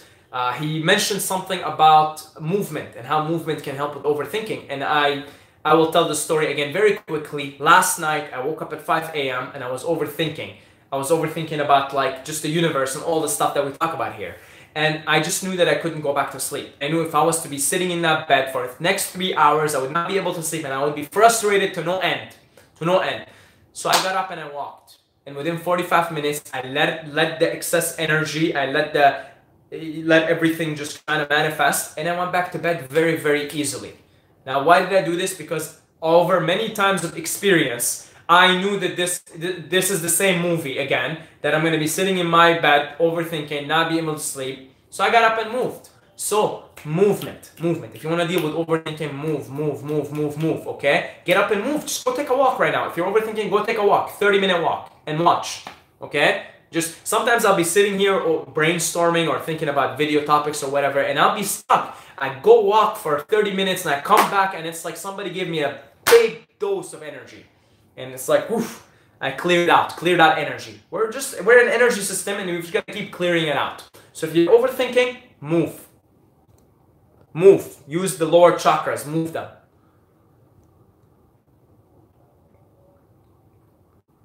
Bro, I know you've been speaking about moving to Thailand because it is what the Tao is moving you towards, and feel like I'm having the same pull. Yeah, let's do it. Let's do it, brother. If you're gonna move to Thailand, hey, if you're serious about it, you know how to reach me. My email is saidmobaid1@gmail.com, and I'm not fucking around here, okay? Like, meaning, if you really wanna move, talk to me and we'll talk about it, okay?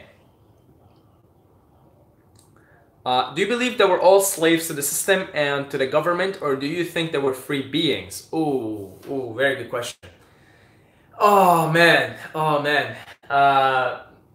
The only reason why I'm hesitating to answer the question is because if I go on and answer it, it'll probably take the next 10 minutes. So I'll try to be as brief as I can. Do you believe we're all slaves to the system and to the government, or do you think we're free beings?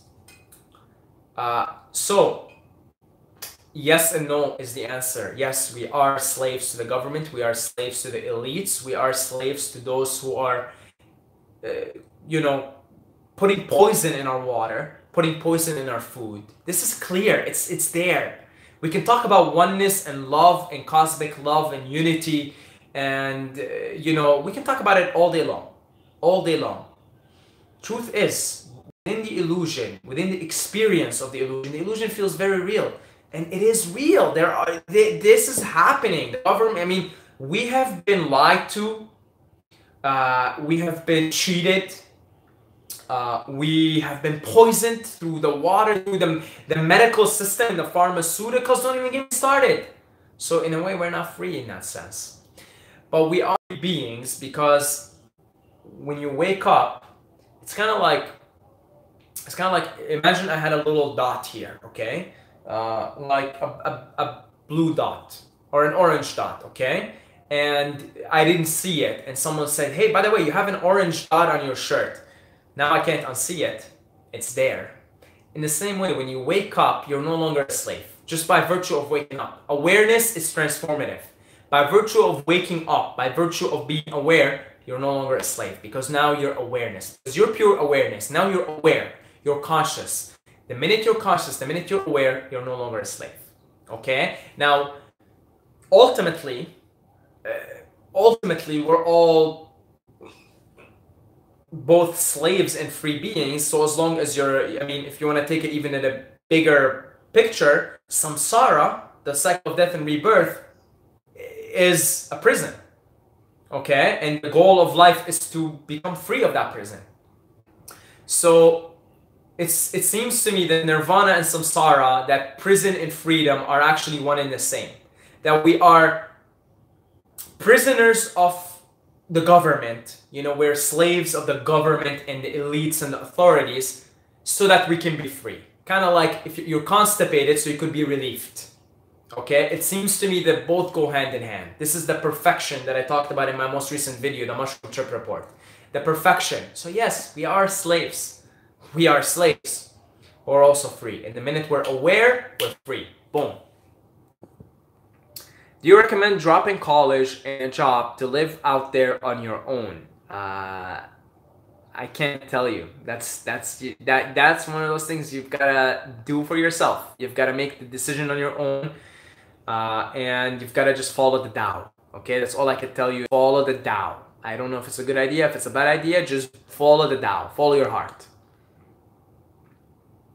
Are you from Ottawa? I just moved here recently. I'll be here for another 6 months. Why do you do psychedelics? Because they open the mind. They make you more conscious. They make you more aware. Thoughts on marriage and monogamy? It is your friend Marty. Marty. Marty. Okay. Uh, I love you, bro. I love you. Mwah. I love you. So, monogamy, monogamy in marriage. If it's in your storyline, then it is the most perfect thing you could do. If you are wired for monogamy, if you're wired for a marriage, anything else will be short of perfection. It will be short of perfection. Like, I have a friend who got married, and after getting married, and he has a kid now, he is 10 times the better man, because he is absolutely wired, predetermined, karmically predetermined. His upbringing, his soul's evolution in that particular, in this particular round, all wire him for monogamy and for marriage. Anything else for that guy besides marriage and monogamy, it would have destroyed him. He needed to get married. He needed the monogamy, and it's making him 10 times a better man. 10 times a better man. So it depends. Is it in your storyline? Do you feel inclined to get married? Do you feel inclined to be with one person and only one person? If you feel the inclination, if you feel it's the most optimal thing for you to do, then that is the most optimal thing to do. That is the most perfect thing to do. It really is. Now, from an energy point of view, sleeping around, having multiple partners versus being with one. Okay, let's talk about that specifically.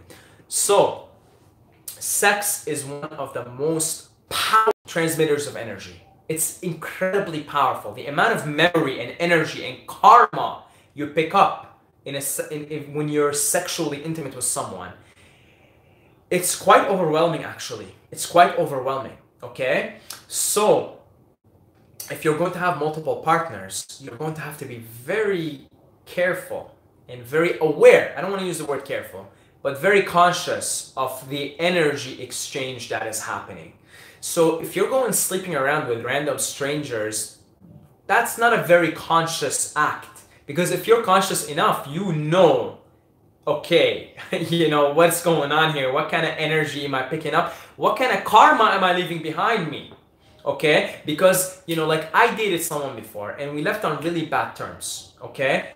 And I've got to live with that karma. Now, I might have to come back, incarnate for one lifetime, just so I can be with that person again, and I could resolve the encounter with a loving, compassionate way.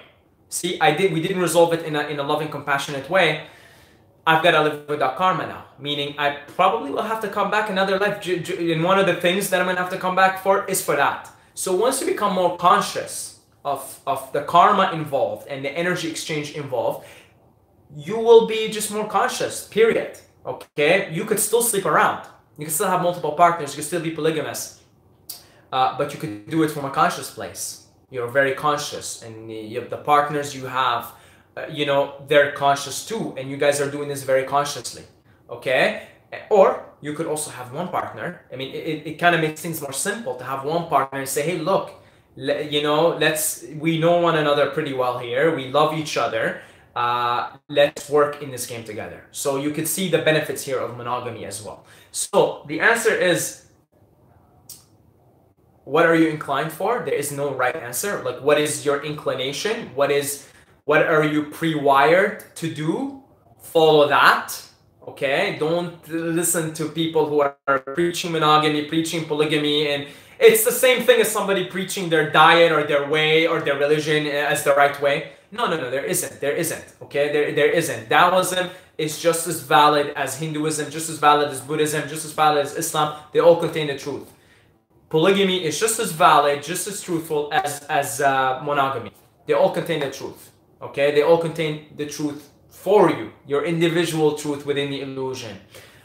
Just one word of advice: be conscious. Whatever path you follow, be conscious of the energy exchange.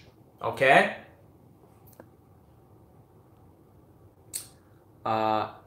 Saeed is now a live streamer. It looks to be that way, my friend. It looks to be that way. Saeed, do you smoke weed? Not anymore. Not anymore. Can you share your opinion on weed? I've been smoking weed on and off for the past 4 years. Now I'm planning to quit because it makes me less present and less motivated. Okay, so the weed question here. There's a lot of questions here. I'm just trying to see how many questions do we have to get to. There's quite a lot here. So I'm gonna try to get to all of them, and we'll probably have to end the live stream soon. So actually, you know what? Let's keep going. There's a lot of questions here. Let's keep going. Let's go on a roll here. Since there's quite a bit of you guys here, let's go on a roll. So can you share your opinion on weed? I've been smoking weed. So do not use weed or psychedelics to solve a problem. That's my advice. Okay, that's my personal subjective opinion. Don't use weed, don't use psychedelics, don't microdose to solve a problem. Don't do it. I mean, these things can help you. That's the beautiful thing. But if you're gonna go out of your way and say, I'm a problem that I have using weed, using this, if you're going to be filling a void using weed, using psychedelics, it's not very productive. It's not a very productive way of approaching this, okay? And with weed specifically, the problem with weed is if you smoke weed every single day, it kind of dulls you. It'll dull your senses a little bit. I mean, if you're doing it every day, okay, it dulls you a little bit, okay? This is why you stop remembering your dreams.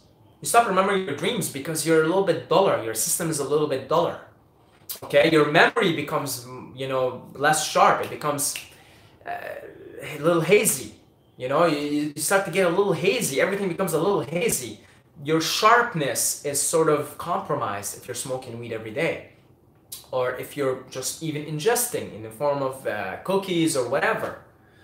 So if you're doing it every day, I would be careful about that. Microdosing is different. Microdosing makes you sharper, but if weed every day, for the most part, it kind of makes you a little dull.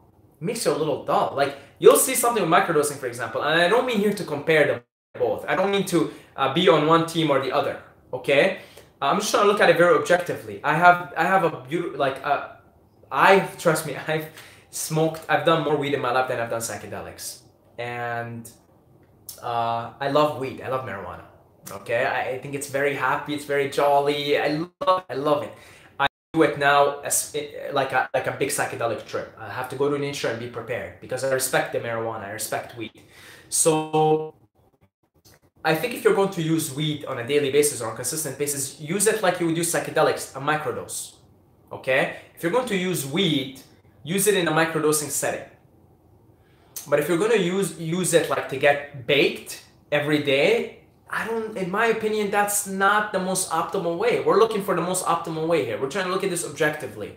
Okay? Just as objectively. I have the same love for acid, the same love for mushrooms, same love for weed. I love them all plant medicines. I'm trying to look at it very objectively here. If you're going to use these plant medicines in the right doses to enhance your everyday experience, that's great. That's fantastic. If you're going to use them in megadoses, like most people smoke weed in megadoses, they get high off their minds. They either roll a fat blunt or they smoke a whole joint. You know, that's a megadose. And if you're going to megadose every day, yeah, your sharpness is going to be compromised. Your memory is going to be compromised. It's all going to be compromised.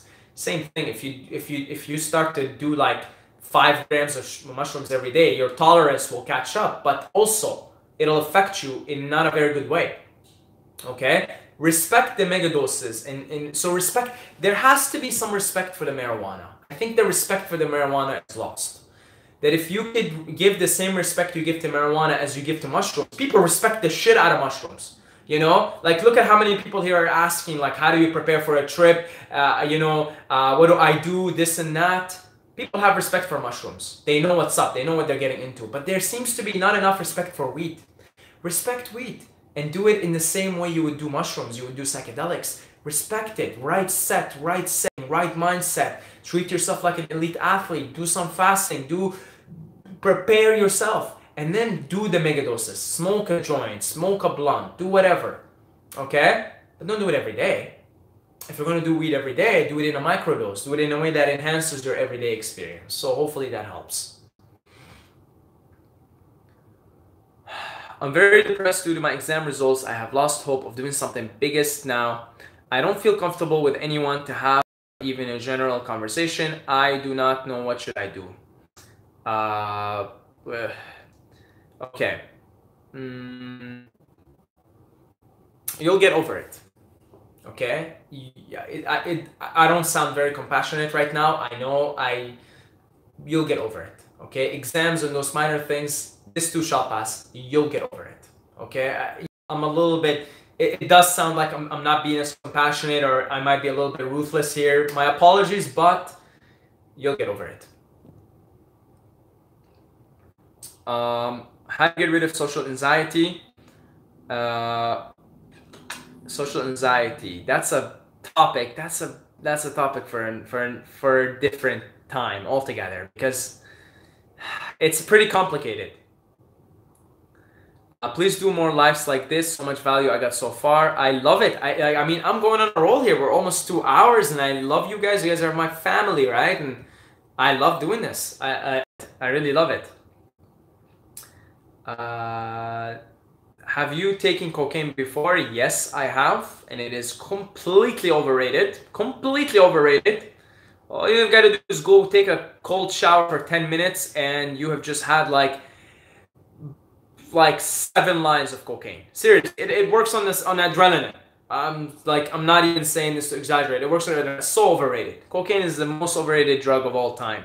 It's just people are not using their adrenaline enough. They're not exercising hard enough or taking cold showers that they feel the need for this external thing to give them what 5 to 10 minutes in a cold shower would give you. So literally, when I did it, I was extremely disappointed, because I was like, this is overrated as fuck. It isn't the government, but the mainstream media. Yeah. Is YouTube your career? Well, so not really. Like, I do part-time. I work part-time. I drive Uber and Lyft. But I started a Patreon, and by the way, we're 10% in the Patreon. Guys, we're 10% through our goal. Our goal is right now 10% reached, okay? So I really appreciate all the Patreons who are supporting. And if you guys just pitch in, okay, something, if you want to buy me a cup of tea, how about a cup of tea a month, okay? A cup of tea a month, $2 a month. If enough people pitch in, then this becomes my full-time career, okay?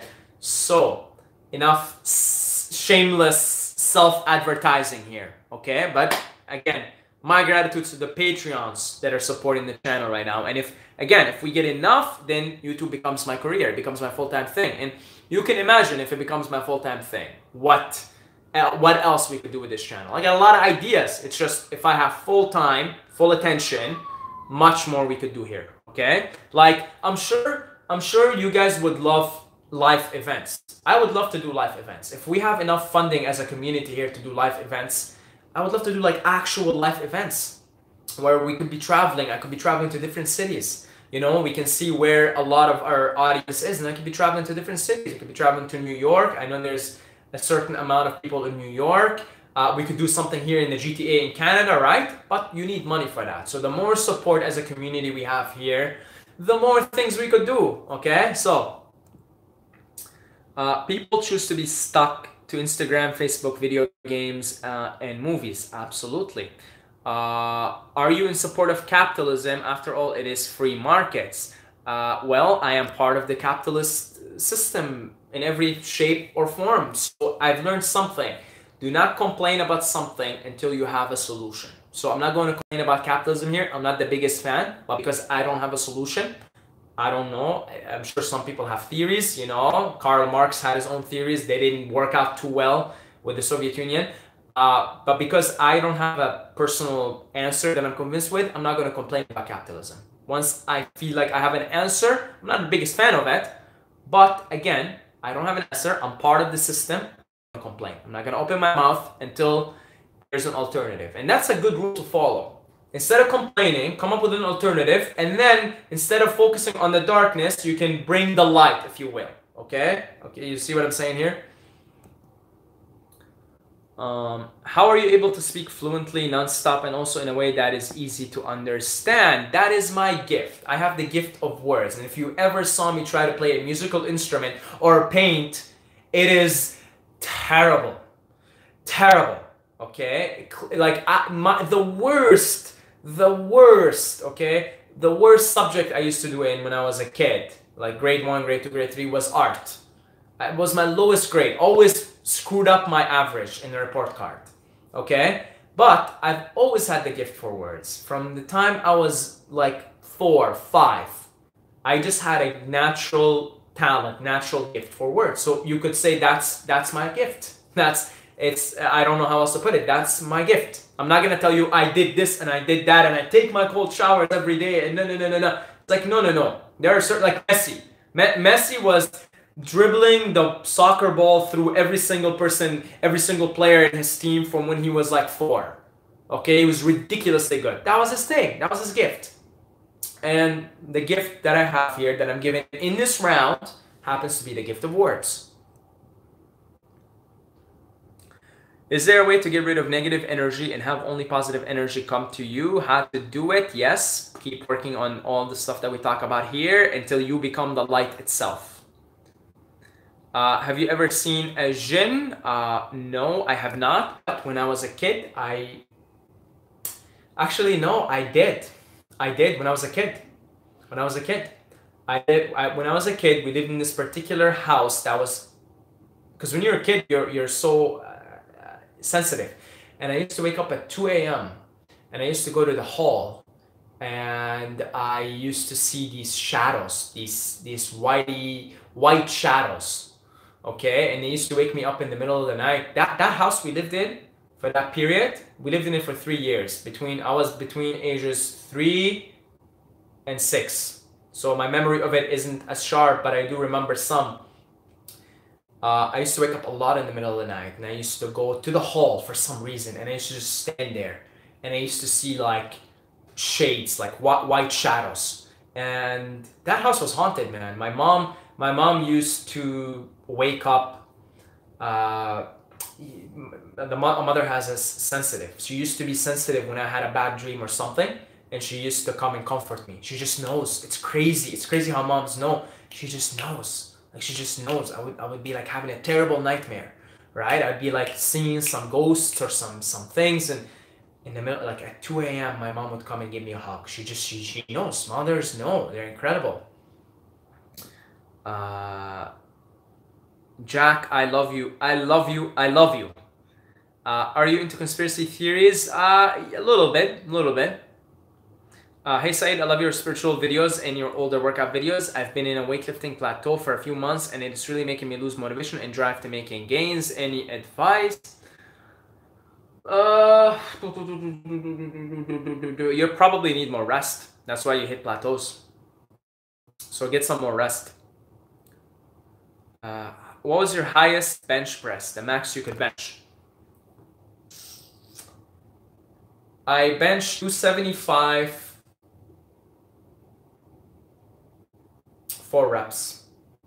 275 4 reps. So that's 2 plates, 25.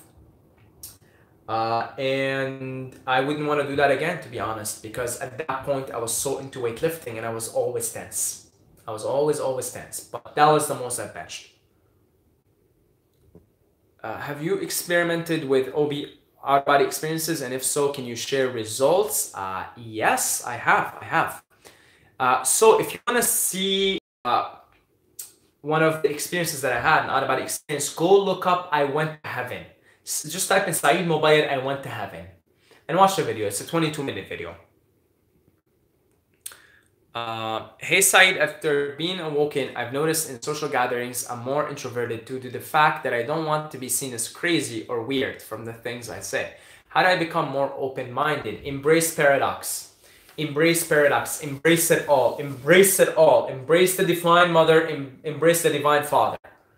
Embrace the Son. Embrace the Father. Embrace the Mother. Embrace it all. Embrace this plane of existence. Embrace social... Like, one of the things that happens when you do psychedelics is you're like, fuck you, society. You know, that's what happens. Like, fuck you, society. And that's a pretty natural reaction because you've been so boxed in that you're like, fuck you, society. But the true wisdom that you come around as you continue to experiment is no. I love you, society. I love you, no society. I love everything and everyone. I love it all. Embrace it all. Embrace society. Embrace social conventions. Embrace culture. Embrace tradition. But don't take it seriously and don't play by its rules. See, like I'll give you an example. I embrace my upbringing, my Arabic, Middle Eastern thing. I love speaking in Arabic. I watch Syrian soap operas like every day, you know, before I go to bed. I'll watch some like Syrian comedy, okay? I love speaking in Arabic. I love Arabic food. I learn how to embrace the culture, okay? But I don't take it seriously. I don't have to play by its rules. I don't have to follow the religion. I don't have to play by its rules. I don't have to do any of the conventions they do, but I embrace it. I love that. I love the music. I listen to a lot of Arabic music, you know. I love it. It's amazing. It's incredible. But I'm not going to play by its rules. So in the same way, embrace society, but don't play by its rules. I don't know. I'm young. I'm going to try to become a Patreon. More people need to know about this character named Saeed.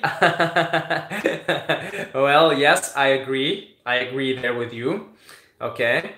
How was it like growing up in Qatar? It was a mixed experience. I'll tell you the best and the worst. The worst was the religious suppression. When I came to Canada, I had such a problem with girls because I didn't have any interaction with girls growing up. And there's such a sexual repression there, it's ridiculous. So that was really bad. I'm just gonna be honest here. My dad beat the shit out of me. Now, mind you, me and my dad, we're buddies now, okay? Like we have we're buddies, okay? We're buddies. But growing up, it was really bad. He beat the shit out of me. I was like a rebellious kid, right? He beat the shit out of me. So I was also like small and short, so I pretty much was picked on everywhere I went in school. So I got in at least 30 fist fights growing up, at least. Lots of fighting in the streets, lots of physical abuse by my dad. No girls, lots of sexual oppression, and then I started getting chubby, you know, between ages 10 and 14. I was like really chubby, and I was becoming really insecure about my body, and so that's the worst of it, okay? I didn't exactly have a pretty upbringing for the most part. The best of it, now I don't want to complain because it's all perfect. Who gives a shit? That's in the past, you know. I don't care.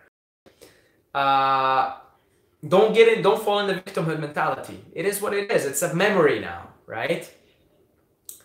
The best of it is my friends, okay? There is a nice warm feeling to being in the Middle East, which is the warmth, you know, like for example, like we kiss each other on the cheek, okay? That's not considered homo or gay. We kiss each other on the cheeks, you know. It's kind of, there's an intimacy there, you know. There's of course, one of the bad things is like you can't be a homo, you can't be homosexual there because, you know, again, the culture is so backwards in so many ways, so I'm not even going to go into it. But I'll give you an example here. Like, it's a warm culture. There's a warmth to it. We kiss each other on the cheeks. Like, you know, it's totally cool. You know, you have like lots of family. There's a lot of intimacy. There's definitely more intimacy than, say, in a Western culture.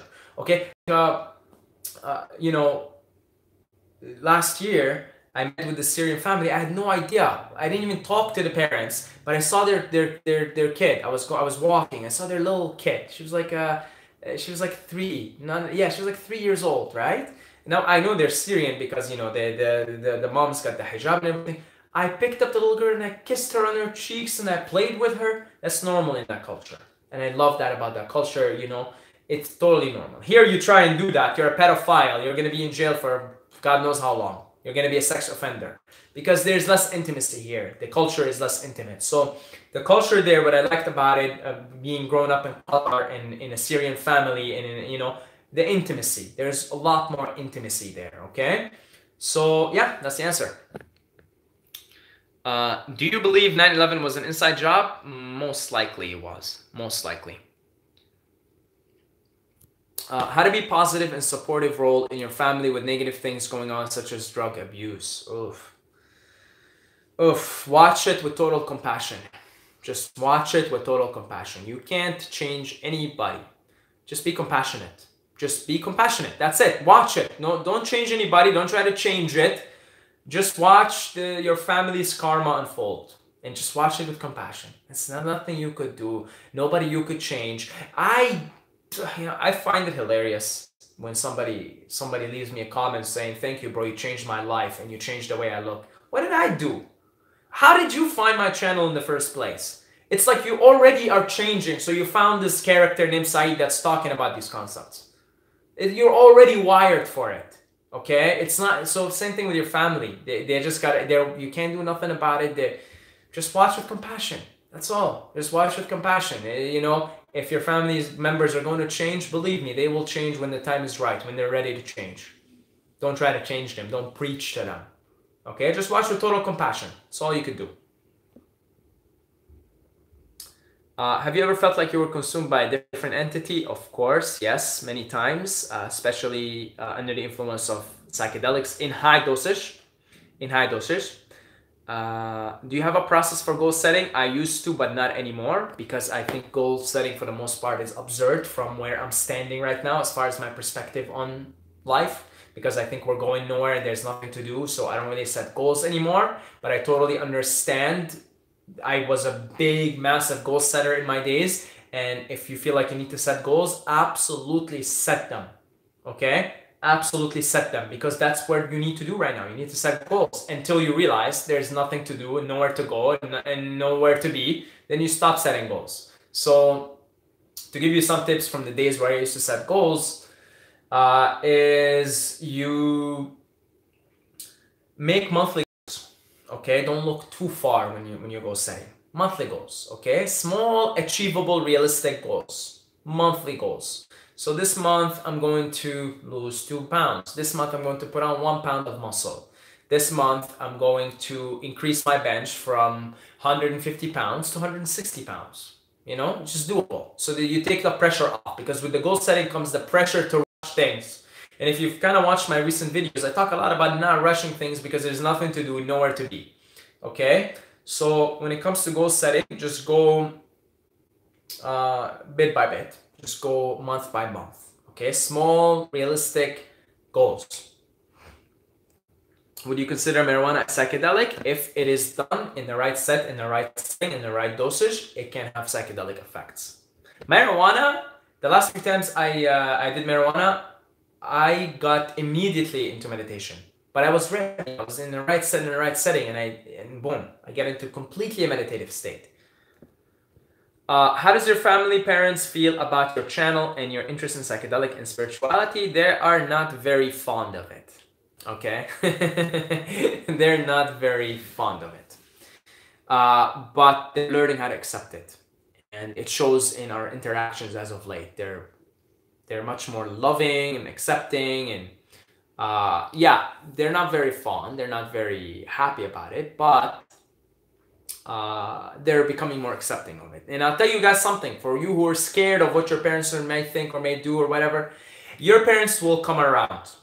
Okay? They will come around now or 10 years from now. Your parents love you. If you know how much your parents love you, you would take advantage of it. Okay? So take advantage of how much your parents love you. Okay? They love you. They love you. Okay? They'll come around. So do what you need to do, because they'll come around. They'll accept you sooner or later, because they can't. They love you. Love is the most powerful thing. And your parents, if you only know how much your parents love you, you would do whatever you want. You won't care. Kitty Jane is saying fag. Which fag are you referring to? Are you referring to the fag in the cigarette, or be more specific? How to get out of the habit of only consuming with little action and become a creator. How to get out of the habit of only consuming and become a creator. Oh, I get your question now. So you're saying, you want to become creator. So you're consuming now. You're watching my videos. You're watching assholes like me preach about asshole-ish things. And now you're like, well, can I be that asshole that preaches about stuff? Yeah, in order to do that, you're gonna have to stop listening to assholes like me and just isolate yourself a little bit.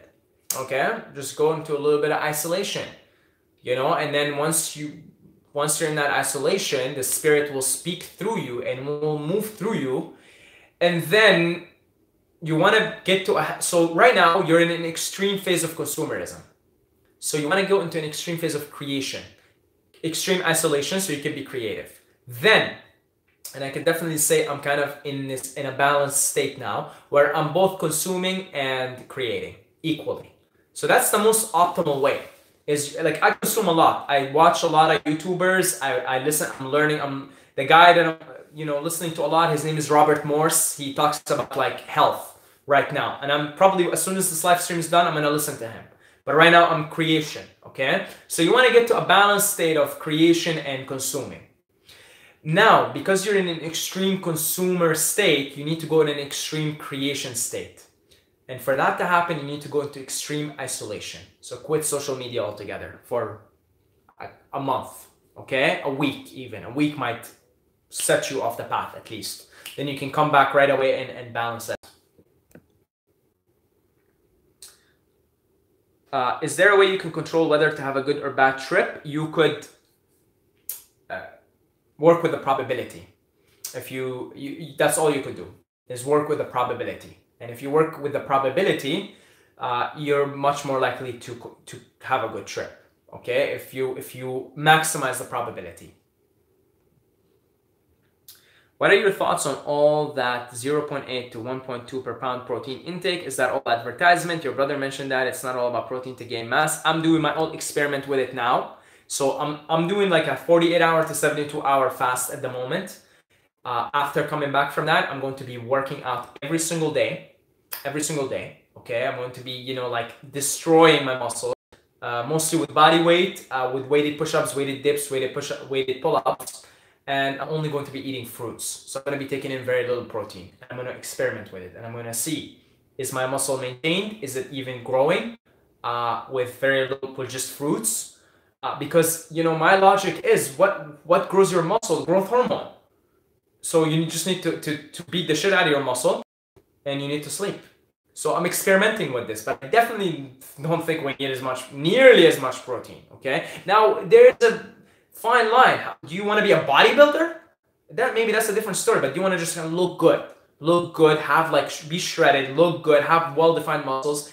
For that, you just need to beat the shit out of your muscle and get enough sleep. That's what you need. I don't really think you need much protein for that. Are we able to come to Thailand with you? Well, so, I mean, look guys, so right now we have a goal on Patreon, okay? And it is about $700. We're almost 10% there. Anything after that is going to go towards the community. Okay, because this is the community, it is the community funding itself, it is a community.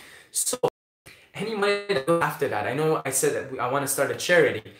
It could go towards a charity, it could go towards our community, meaning I could start to host events in Thailand, for example, using the money that we have from Patreon, anything up, our next goal. And it could be like for people who are contributing to Patreon, and it could be an event. So your ticket is there, everything is there, the mushrooms are there, and you can come and enjoy yourself in a 3-day thing. But that's what I mean by community, right? So that's why I'm encouraging the Patreon, I'm encouraging the growth, because look, as far as you guys have seen the minimalism bullshit that I showed you. Basically, I don't have much. I don't give a shit. I really don't. If my basic needs are met, and it's good. Any other extra money that we have as a community through Patreon, what do you think it's going to go towards? It's going to go towards these types of things. So if you contribute in the community, everything after that will go towards bringing you guys to Thailand. Okay, so that we can do this stuff, so we can have a good time, so we could do mushrooms and experience these things and whatever. Okay. So I'd love to hold these types of retreats in Thailand. I know someone, Bobby's Perspective, if you know, who I think is either holding or thinking of holding mushroom retreats. So it's definitely something that I would be intrigued in doing in the future. So when you say bring us to Thailand, if the community allows us, then we'll bring you guys with me to Thailand, okay? So Ishwar. Ishwar, how did you transform your mentality? How do you combat negativity, not just from others, but from your internal thoughts? God bless and keep spreading the love. Okay, if you guys, I'm not going to reveal anything about the mysterious Ishwar here, but if you know who Ishwar is, you would give him a big salute, okay? But I'm going to keep him mysterious here. I'm going to keep him like, Bruce Wayne and Batman, Batman. Nobody knows that Batman is Bruce Wayne. So our Batman for the night is Ishwar, okay? So a big salute and shout out to Ishwar. Okay, so how did you transform your mentality? How do you combat negativity, not just from others, but from your internal thoughts? Okay. Best thing I can tell you is there wasn't one particular moment in time where I combated negativity and transformed my mentality. That it has been a process coming all along. It really has. It really has been a process. There isn't one point in time where I can look back and I can say, this was it. Not even a mushroom trip. Nothing. It has just been a process coming along. We're all unfolding. We're all caterpillars becoming butterflies. Okay? And whether you can or not, your mentality will transform. Now, there's a period in my life where I surrounded myself with extreme positivity. I did not want to hear any negativity. I did not want to hear the Buddha's Four Noble Truths that life is suffering. That is the last thing I wanted to hear at that point in my life, okay? No, thank you, Buddha. I thought Buddha was too negative. I thought I stayed away from Buddhism for the longest time. Too negative. Oh, life is suffering. Get away with that negativity. So there was definitely a period in my life where I was listening. I was like a Bob Marley junkie, okay? I was like a positive energy junkie, law of attraction, all that stuff.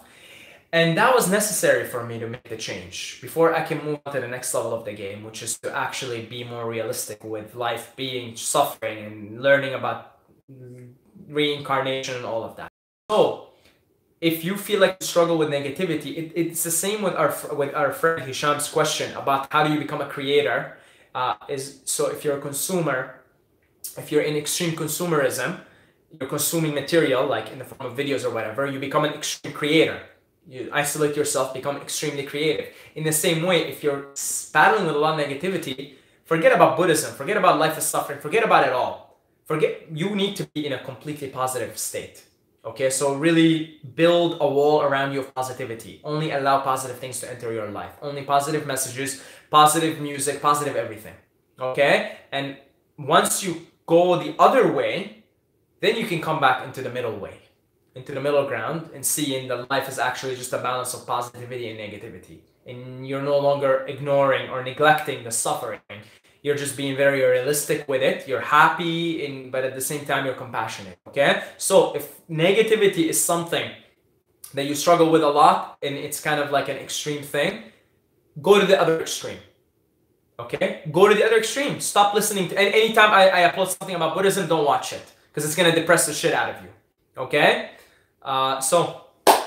Thank you, my brother Ishwar, for your amazing question. Okay, so I realize if we could go on forever with this, huh? Okay, so let's keep rolling here. Let's keep rolling.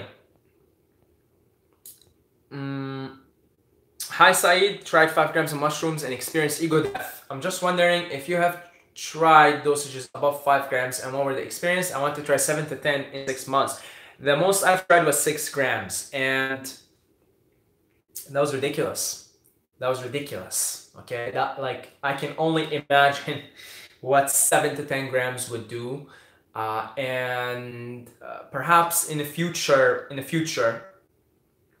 I'll get to experiment with this more. Maybe when I move away to Thailand and I have more time on my hands and it's a more relaxed atmosphere and I'm on a beach, on an island, and it's sunny, maybe I'll give it a shot again, but I can only imagine what 7 to 10 grams would do. Okay, I've done 6 and that was ridiculous. I was pure spirit at that point. There was no ego, there was no self. I was pure spirit. It's pure being, pure love, pure consciousness. Okay, so 7 to 10, boy, I don't have to tell you because you already did 5, so you know how to prepare for this. But please let me know how that goes. What do you think about Palestinian-Israeli conflict? Oof, why do you gotta ask difficult questions like this? Why can't we stay with the nicer questions? How do you change to positive? You know, why can't we be civilized here? Why do you gotta be like that? Why you gotta put me on the spot like that? Okay. So, growing up, I used to, because I grew up in Qatar, and you know, there's obviously a great deal of resentment towards Jews and towards Israelis. So I used to go in protests and I used to burn Israeli flags. Yes, I used to burn Israeli flags. I mean, I was a kid, that was the brainwashing.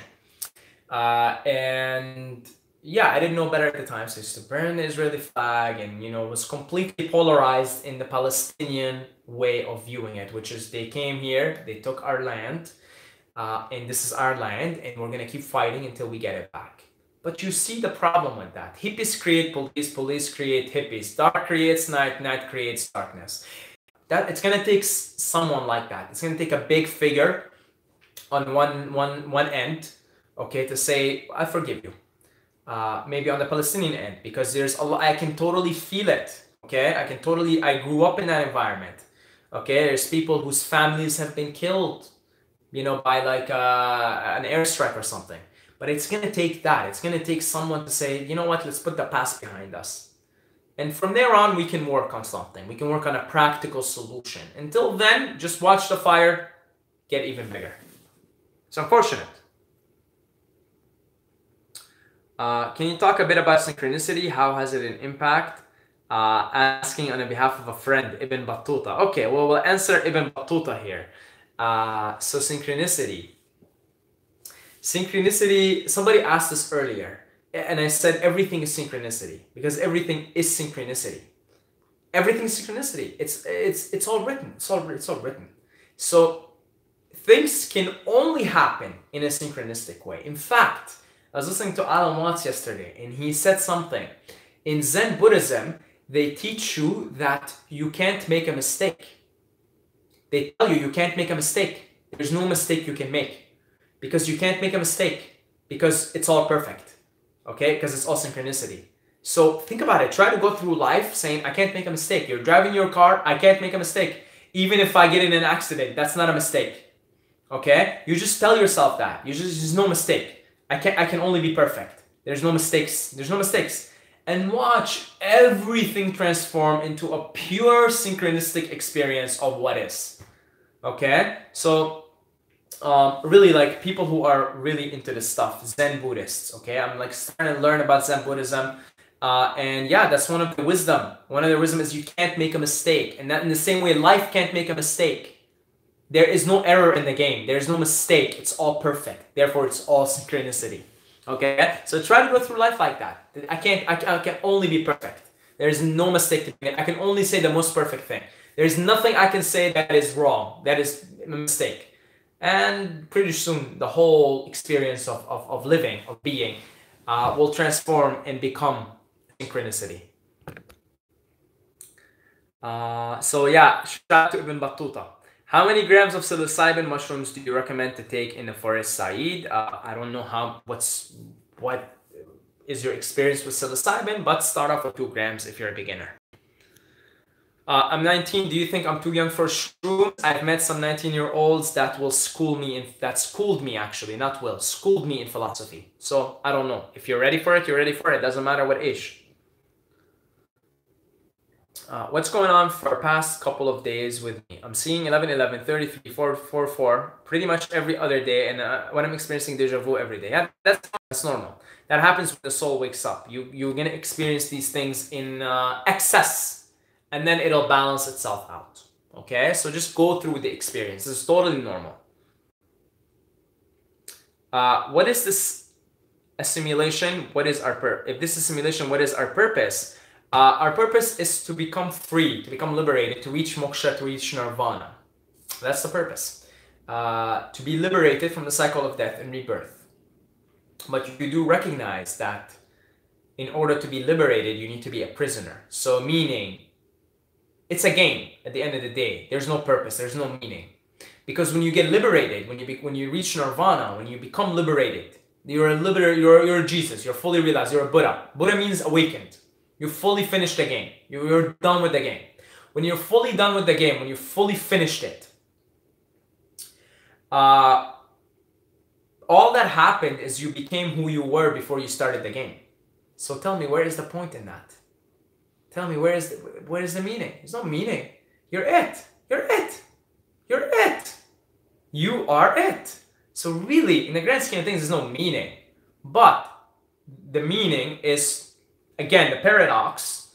Hopefully you guys are beginning to be more familiar and not familiar, more comfortable with paradox. The paradox is, the purpose is to reach that state. So it's like, yeah, I guess I'm just becoming who I am to begin with, you know, but I'm going to become that anyway because that's the game. The game is to become who you are. So really, again, grand scheme of things, no meaning, there's no purpose, but the purpose is, yet at the same time, the purpose is to become free, to become liberated, to become who you are.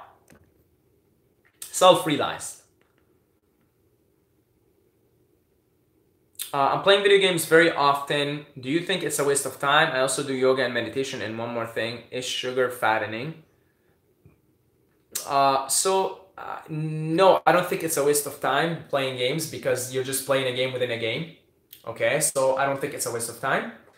I just think it's a phase you have to go through. And once you're fed up with it, you will put down the video game. You'll put down the console. Like my brother. My brother is kind of a little bit of an addict to video games, but when push comes to shovel, when he has to do something, or when he feels a discontentment within him, he just snaps out of the video game addiction. Okay, so I've seen that happen over and over. So in the same way for you, you know, you're gonna feel the discontent sooner or later. I wouldn't say it's a waste of time because again, it's a game within a game. You're just playing a game within a game, game within a game. No wasting time to go. No, there's no time. There's no time. So therefore, there's nothing to waste. But pretty soon, my feeling is if you're going to want to reach higher consciousness, you're gonna grow discontent with playing those games, and you're gonna wanna finish this game. Okay? Are mushrooms illegal in Thailand? Yes, they are. But from what I heard, nobody cares. So pretty much you could do them. They're illegal technically, but apparently practically, especially in the island that I'm going to. Apparently it's a very spiritual type island. Probably it's okay. No one will bother you. You're an amazing YouTuber. I wish you will get famous and please try to get more subs too. Thank you very much. I appreciate it. What is my job? I drive Uber as a part-time job. And I depend now on the generosity of our community here through Patreon. So I'm trying to transition this into a full-time thing. Away processed sugar is very bad for you. Replace it. Yeah, oh, I didn't answer the thing with the processed sugar. Get off the processed sugars. Sugars and fruits are okay because the way you consume them, they come with the water, with the enzymes, with the fiber. It's all good. Don't fruits. But refined sugar, that's poison.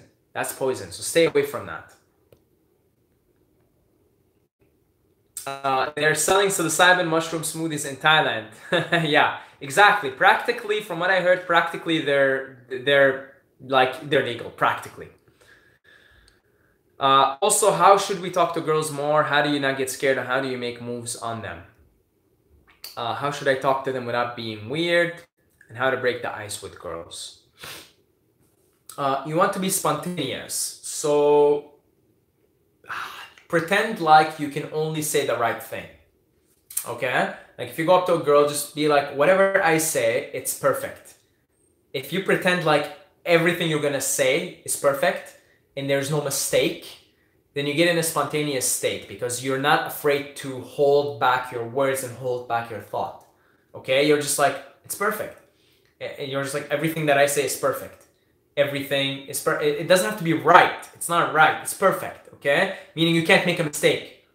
If you're going to go to a girl and knowing you're not going to make a mistake, there's no mistakes to be made, that everything you're going to say, no matter how appropriate or inappropriate it is, it's already perfect, you'll be fine because you'll be spontaneous. You won't hold back your words. Okay? How do I get rid of pimples, brother? I am 15. I'm actually really looking into that right now. I'm learning more about that. So you're going to have to give me a little bit of time before I can give you a detailed answer on that. How do we become more respected and fun overall? I realize my life is similar to you as a child. I'm trying to break through being bullied and I want to build respect. Okay. Yeah, you've got to work through the power chakra. You're in the development of your character right now where you've got to work through the power chakra, the self-confidence, the assertiveness.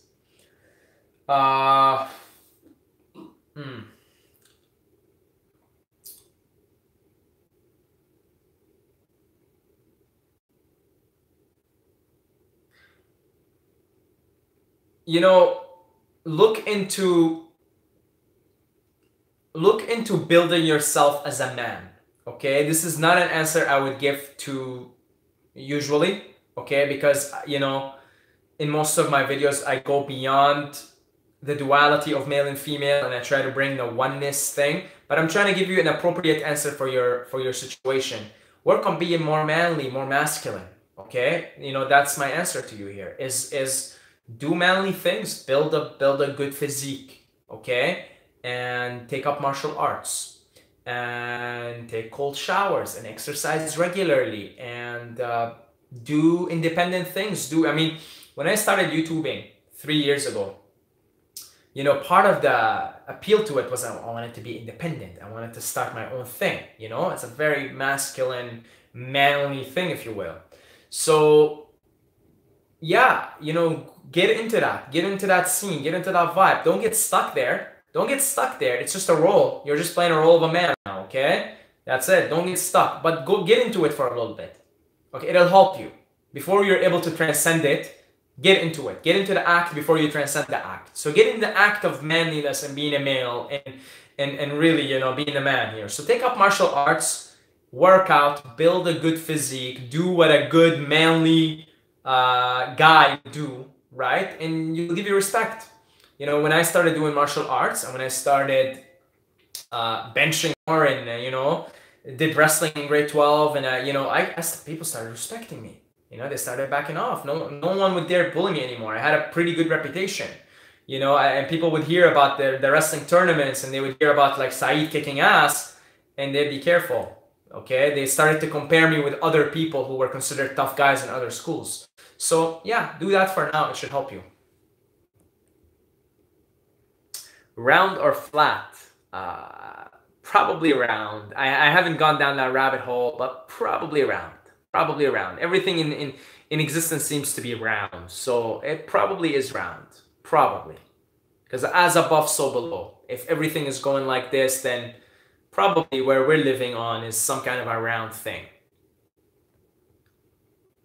I'm in high school and I'm 4'10", 15, shortest guy.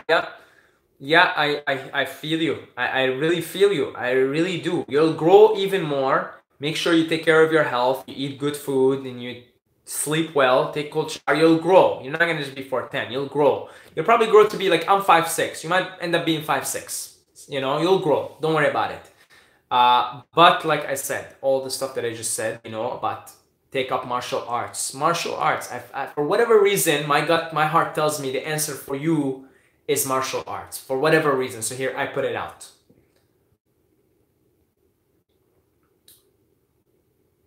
What's the night routine before bed? Good question. I make sure I watch something funny. Make sure I get a nice deep laughter. Because laughter, you surrender and you're just kind of, you clear your head. I make sure I go for a walk to clear up my head. So I make sure I do a walk, a nightly walk before bed, a couple of hours before bed. I'll take a walk, I'll watch something funny, and then I'll meditate. I'll finish off the night with 30 minutes of meditation, and I'm ready to sleep. But I make sure I empty my energy. If I have excess energy, I'll go walk. Because if you have excess energy, you try to go to bed, you're not going to be able to sleep. Do you eat halal food or whatever? No. When talking in terms of parallel reality, what are the best ways to get closer to the parallel reality you want? Well, you're always shifting from one parallel reality to another. The parallel reality that you want is most likely what the spirit is pushing you towards. Okay? So to get a clearer vision, go into meditation and say, I allow my vision to unfold right before my eyes, and let the images come in. Let the images come in, okay? So get in a deep meditative state, spend about 15 minutes, calm down, breathe slow, and then just say, I allow my vision to unfold right before my eyes. I allow my vision to unfold right before my eyes. And if you could do that, we have, by the way, we've probably got to finish this soon because the battery, I only got like 10% or 15%. So I'll answer this question, maybe one more, and we got to finish it. So yeah, just allow the vision to unfold right before your eyes, and see what the images, see what movie plays. And if that movie plays, that's most likely because you're in a relaxed meditative state. That's the spirit's message to you. That's the spirit's vision. That's probably a sneak peek at like a similar reality that you were going to experience in the future. Not necessarily exactly the same, but a similar one. Okay, a similar one. So yeah, do that. Ask the spirit, please unfold. Allow the vision. I allow the vision, my vision, to unfold right before my eyes, and just allow the pictures. It's going to be like a movie. It'll play right before your eyes, and you'll feel a certain pull towards it. It'll make you feel expansive. If you feel expansive, go for it. Go for it. Don't second guess it. Okay, so we'll answer one more question. Is two more actually. How do you rewire yourself to being open and communicative with strangers? I always feel a barrier before talking, and I only break through occasionally and if it's necessary. Okay, so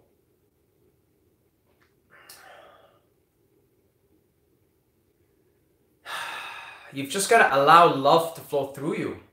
And I'm just trying to think of the best way to do that. And I can't come up with an answer, because love is who you are.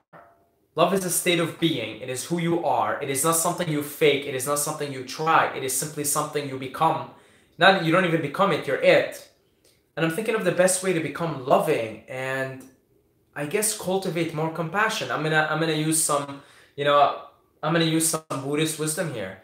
Cultivate more compassion. And the way to cultivate more compassion is to cultivate more wisdom. Wisdom and compassion in Buddhism go hand in hand. So the more wisdom you cultivate, the more compassion you cultivate. And the more compassion you cultivate, the more wisdom you cultivate. And the more you cultivate both of them, the more you feel love and compassion towards all of beings. And if you feel love and compassion towards all of beings, then you're cool. Then there's no stranger. Like, I live in a world where, in all honesty, there's no stranger for me. That's why I do what I do, because I don't feel any of you as a stranger to me, and I don't feel anybody's a stranger to me. Even I might have told this story in a video or something. There was a guy that got really mad at me for cutting him off in traffic, and I apologized to him. And I felt like I was talking to someone I knew for ages, and we've been doing this dance all along. And he got pissed at me now because I cut him off, and I got pissed at him in last lifetime because he cut me off, But I didn't feel like he was a stranger. I really didn't. So cultivate cosmic love. And the way to do that is cultivate wisdom, hopefully by watching videos like my videos and reading about Buddhism and Hinduism and Taoism and really getting deeper into the stuff. Experimenting with psychedelics. Cultivate wisdom and cultivate compassion. And when you cultivate wisdom, you can't help but to be compassionate. Meaning, when you cultivate wisdom, you see how the game is. Wisdom is, for example, seeing that reincarnation in samsara is the way of things. That's wisdom. By cultivating wisdom, you can't help but be compassionate because you see that everybody else around you is in the same cycle as you, and then you're compassionate towards them, and there's no more strangers. Okay, cultivate wisdom, cultivate compassion. The word stranger will not even be in your dictionary anymore. When are you going to Thailand? I would love to come with you. So August, I'm heading to Turkey for a couple of months, maybe 3 months, and then I'm off to Thailand. Okay? Anybody who's serious about coming to Thailand, hit me up via email, because only serious inquiries. Only if you're really serious about it though. Okay? What are your thoughts on RSD and their message? I listen to Tyler daily and I love his content, but curious about your thoughts on his positive. I barely watched RSD videos. I gotta be honest with you. So I can't commentate on that. I watched his video with Elliot Halls back in the days, like maybe 5 years ago when Elliot Halls had him on, and that's about it. I don't think I've seen anything from RSD. Now I'm familiar with the pickup community because I was part of it for a little bit,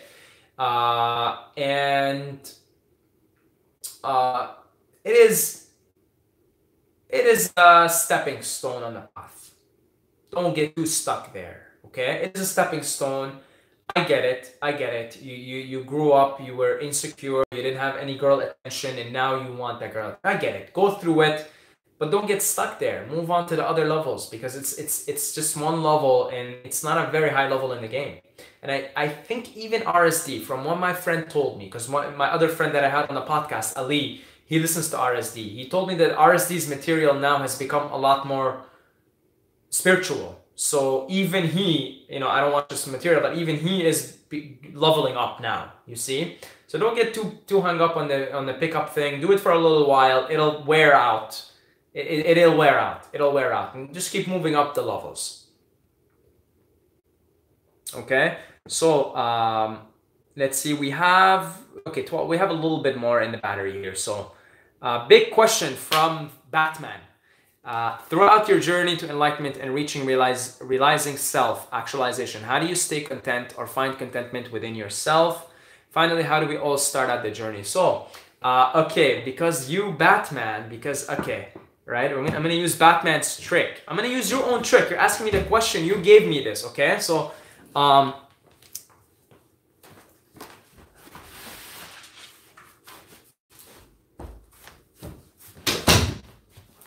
Batman, who gave me this? Who gave me this? Who gave me this? Okay, you did, Batman. Okay, so I use it to say a prayer. So it's a mala bead, by the way, for you guys who are questioning. This is basically, you could like say something, a prayer or something. So right now I could be like Alhamdulillah, Alhamdulillah, Alhamdulillah, Alhamdulillah, which means thank you, thank you, thank you, thank you.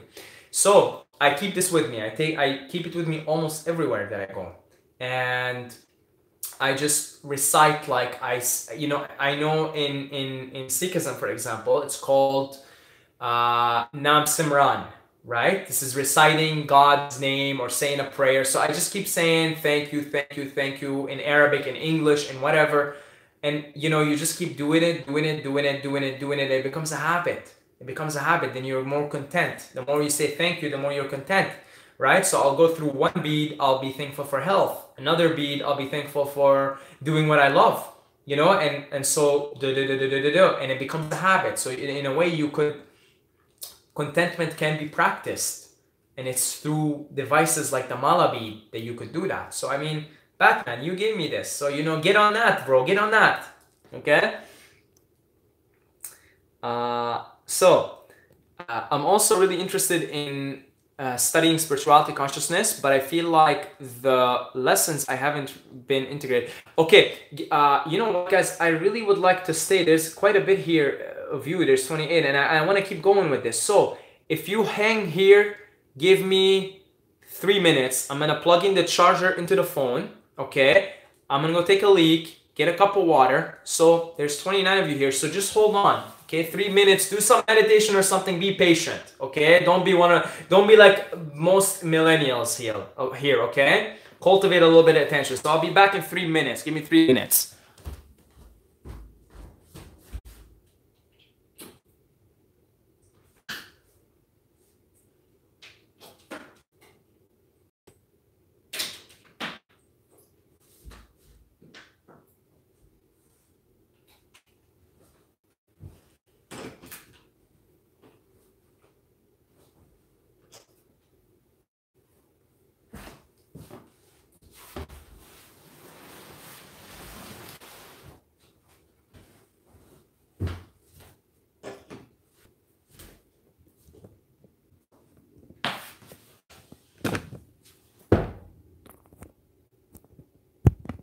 Okay, we should be good here as far as the charging goes. It's in the way, but it's okay.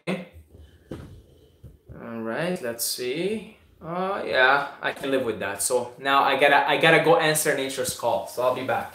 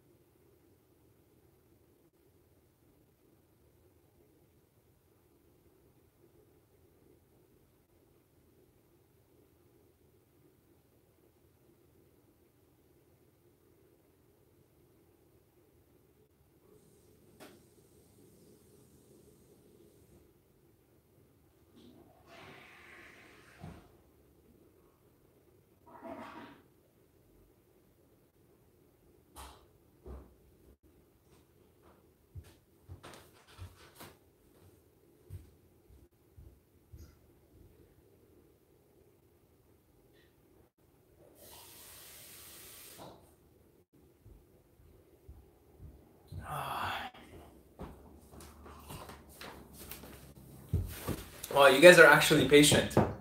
When I left, there was 27 people. There's still 27 people right now. Okay, so where did we pick up? Let me just make sure we're charging here. Okay, we're charging. Right on. Let's keep rolling. So, I'm also really interested in studying spirituality and consciousness, but I feel like the lessons I haven't really been integrated. If I can't even be open and relaxed in interactions, yeah, just it's a process, right? Just I always say go and watch nature and watch. It's like all processes unfolding and it's happening so slowly. Nature, nature. What was the saying? Yeah, nature doesn't rush, and yet everything gets done. And like that whole process of enlightenment, don't rush it, because it's gonna happen. Like it's happening through you. You know, you can't help it. Can't help but be enlightened. We can't help. We're all wired. Like we're all basically computer programs. We're programs running off. We're running off from this caterpillar into the butterfly. Okay? So time integrating. Take your time thinking. Take your time. Just take your time. There's no rush. There's no rush. How to stop caring about people and pleasing them. Go watch my most recent, I think it was like 4 days ago. It was titled How to Stop Caring. Watch that video, okay? Have you read the Celestine Redfield? The first insight in the book is there are no such things as coincidences. I listened to the audiobook 5 times or 6 times, okay? It's an amazing book and I highly recommend. Okay, I actually highly recommend Celestine Prophecy. Like that's definitely in my top 10 books, for sure. It's in my top 10 books. So Celestine Prophecy, okay? Do you plan to be a self-help spiritual teacher for the rest of this experience? I don't know. I don't know. I don't know. I'm gonna keep it all open because I am just as open to that possibility as the possibility of shaving my head and becoming a Buddhist monk. Meaning I'm open to any possibility, okay? Because I don't know. Like, I don't know. 3 years ago, if you ask me, where do you see yourself? I would say a personal trainer, a big fitness YouTuber. And now it's different. And maybe 5 years down the line, I might shave my head and become a Buddhist monk. Who knows? Who knows? I'm just saying. I don't know. Okay? I have to be open to the possibility of the moment. It seems that you love mushrooms more than weed. Why? Excellent question. Excellent question. So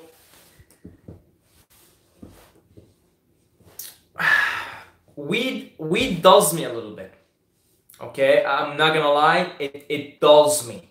It might give me like a meditative experience, but I wake up the next day feeling dull. I wake up the next morning, anytime I do weed, even if I vaporize it, I wake up the next morning and I feel like I'm not well rested. I feel a little bit off. I just feel a little bit dull. Okay, I feel a little bit dull. With mushrooms, I feel amazing the next day. I feel like I'm ready to go. I feel like I want more. So mushrooms and psychedelics in general keep me sharper. Whereas weed, I feel like it dulls me over time, over repeated use. But I've become so sensitive to all these substances that if I was to smoke weed right now, I'd probably wake up tomorrow feeling a little bit dull. So that's just my subjective experience. You asked me a question, you wanted my subjective opinion, my subjective experience, not even an opinion really, and I gave it. Mohammed Abdul Qadir, because mushrooms are more enlightening and expand your consciousness while weed clouds your consciousness. Funny. That's kind of what I said now. Interesting. Yeah, that's a very, that's a very good way of putting it. Yeah, that's a very good way of putting it. But then, of course, Ali Rizad doesn't agree, right? Again, because like Joe Rogan uses weed and he's a pretty, like he does podcasts, he does a bunch of things, UFC. Yeah, it's gonna have to come down to your own subjective experience. That's what it comes down to.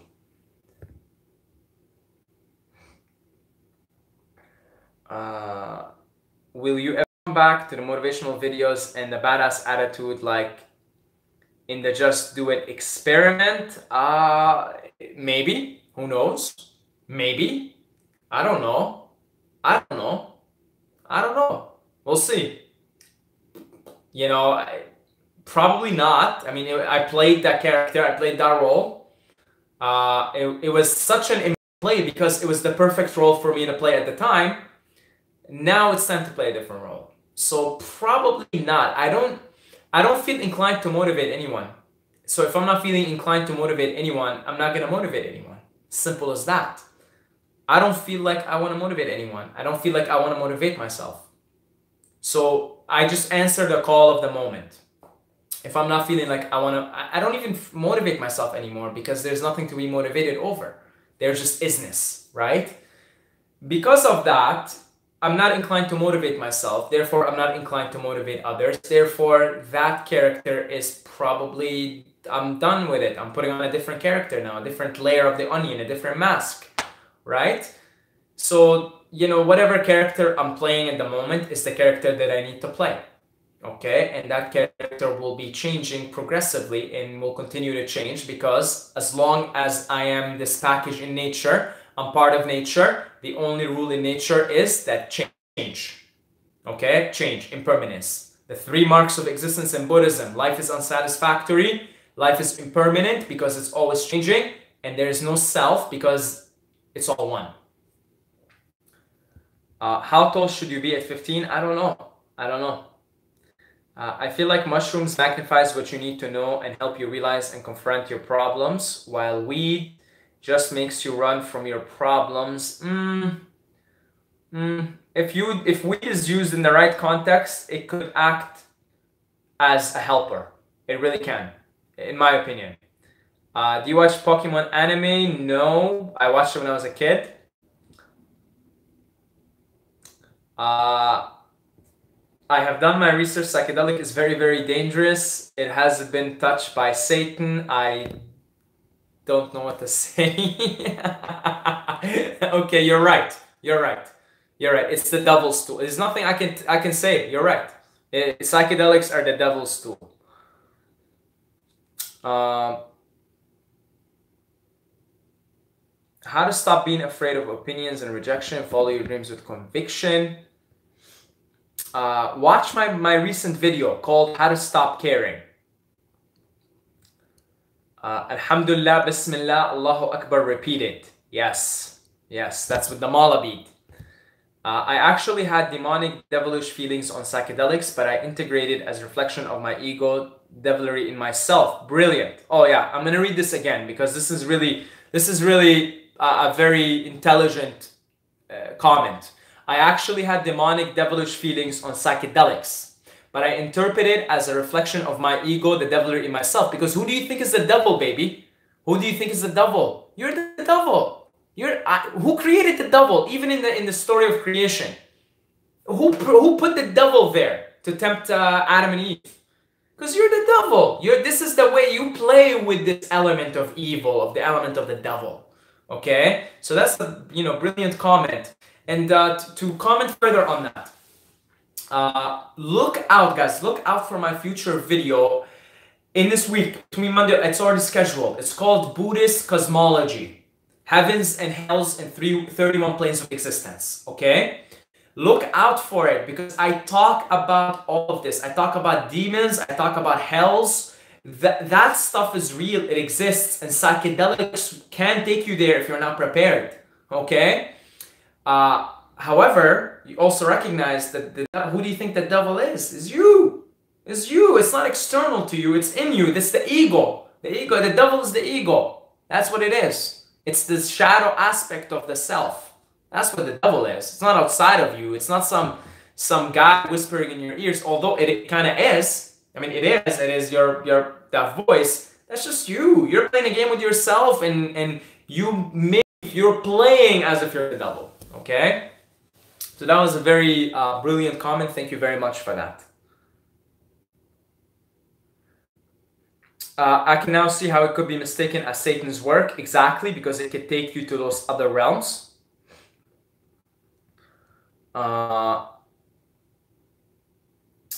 Can't wait, needs stimulation. Bro, what kind of stimulation? Is it psychedelic type stimulation?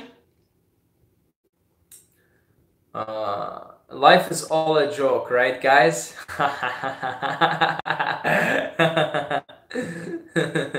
Okay. This is my favorite channel on YouTube now. What else? I noticed in USA a lot of things are really made to prevent you from doing something. That's why I'm running out east. I'm getting out of North America because it is not the most friendly environment for consciousness work. I mean, it is. You're in North America. You're in here for a reason. Everything's perfect. Work with it. Work with it. Don't reject it. But if you feel like you could move, you have the means to move, and you feel like that's safe, the continent has given you all the lessons you need and it's time for you to move because it's, it is not the most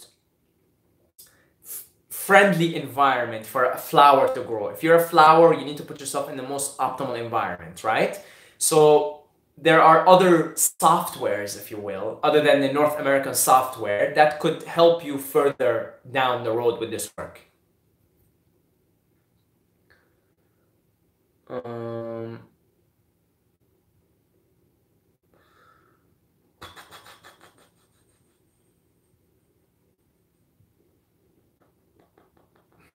I think we millennials lost the ethic. We're really lazy. We're really lazy. We're so lazy. We're incredibly lazy, all of us, me included. Making up all these excuses about things, right? We're so lazy.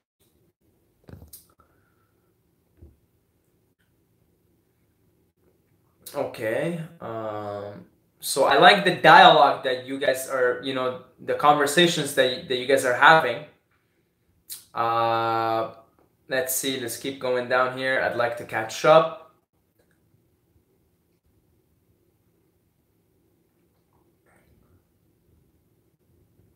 Okay, Joe Rogan can use weed because his life is so established that he can't go wrong either way. That's actually very true. That's very true.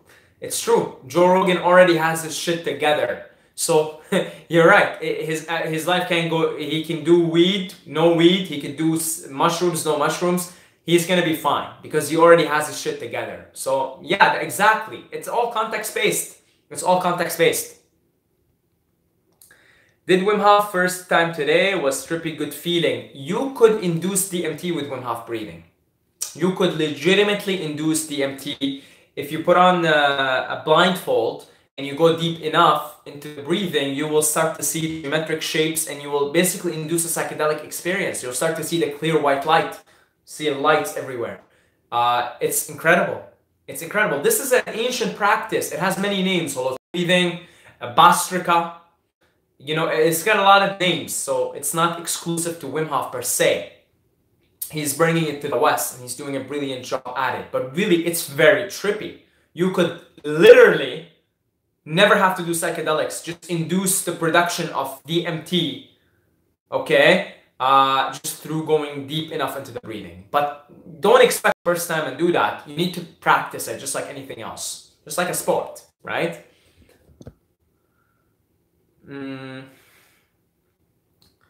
Why don't you immigrate to the US? Because who wouldn't want to live in a tropical island? I want to live in a tropical island.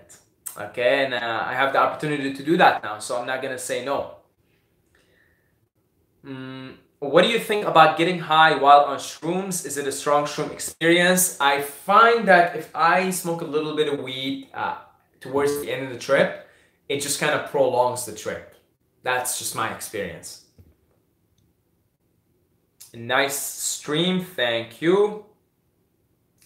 Again, back with Batman, you mentioned traveling to different realm via your spiritual experience. How do you ground yourself and not get lost in different realms within the universe? How do you not lose yourself in transit? That's an excellent question, Batman, an excellent question. Okay. So the best way to do that is to learn about these realms. See, I'm kind of involved in learning about these realms right now, and I will mention this for the 4th time now in this live stream. Look out for my upcoming video on Buddhist cosmology. I've spent a considerable amount of time studying Buddhist cosmology, and I shared it in a 47-minute video that's coming up. If you don't want to get lost in astral travels and traveling into other parts of the amusement park, learn these planes. People like you and I have already explored every single part of the amusement park and have come back to write about it in details. Study them. Okay? Study them. In Buddhist cosmology, there's 26 layers in heaven. They're so detailed. They have details for what you're going to see, what's going to happen there. Then they have hells, and there's 8 hells, 8 icy hells and 8 hot hells. So learn how to learn about these realms from people who've been there. The Tibetan Book of Dead is a detailed description of what happens after you die and what to do after you die. Okay? Learn about them because they're already there. Batman, you already come from that part of the world. So I don't know if it's per se in your tradition, but you're from that part of the world. And they have maps for this stuff. So spend some time exploring these. See what the sages, the ancient sages, and the people people in that part of the world, the meditators we're talking about here, they call them the rishis in Sanskrit. The seers, the people who see these things, they're like full-time dedicated for this. Like you see an elite athlete, they're dedicated full-time to their sport, so they become elite athletes. You have people dedicated to exploring other realms, other states of consciousness. Okay, why not learn from them? You know, they already have it there. And it's like, it's funny because it all matches. You'll see like different, like the Tibetan Book of the Dead accounts of what happens after you die. It's the exact same as Michael Newton. He's a Western scientist. He did like past life hypnosis. It's the exact same. Just the independent conclusions. But it's because if you actually sit there and go and change the frequency, the radio channel, you're going to get the same message, the same plane of consciousness. So bottom line, study those planes of existence. And if you're interested, start with this cosmology, 6 realms of existence. Look out for my video. I have a 47-minute video coming up on it. Look out for it, study these realms, and then go and venture into them with some knowledge before. It's kind of like, you know, if I have a guest, if Batman, for example, if you're coming to my house right now, I'd make sure I have like something for you. I'm prepared for you. I'll have some tea, you know, a fruit or something, bananas, right? You know about the bananas. Bananas for you, some tea, so we can chill and hang out and catch up, right? I'm prepared. I know you're coming. But if you like storm in right now, I'm not prepared. So we don't have tea. We don't have bananas. We have tea here, but not bananas. Okay, so I'd have to go get bananas. But I'm not prepared. But if you're prepared, now you go into astral travel and you travel to other realms. You're prepared. You kind of expect what to see. You see it coming almost, right? Just like a good boxer who's been practicing for so long, you just see it coming and you just like kind of dodge it. So study the planes of consciousness. You've been live for like 2 hours, 3 hours now. I can't believe it. If you want a real bad trip or a good trip, read the verses of the Quran about hell and paradise and have yaqeen, true belief in them. Heavens and hells, as described to us in the Quran, okay, I know you're going to disagree with me here. They're layers of the astral plane. They exist, they're real. But they're all just as real as this one. They're still all within the grand illusion. They're parts of the astral plane. They're not the final destination, okay? They're not the final destination. I'm sorry to break it to you, man. I know you're going to disagree with me and everything, but they're not the final destination. The heavens and hells in the Abrahamic religions, in Islam, Christianity, and Judaism are just parts of the astral plane, layers of the astral plane, but they're not the final destination. They're just a destination, a radio channel, a frequency, but not the final one. This channel should have like 1 million subs. You know what? It probably will at some point because I can't help but do this stuff, okay? So I'm in no rush, but I mean, it'll probably eventually happen because like what else is left for me to do in life but to do this stuff? I'm not doing it to help you guys or I'm not doing it for I'm doing it to teach myself because when I teach something here, I learn it.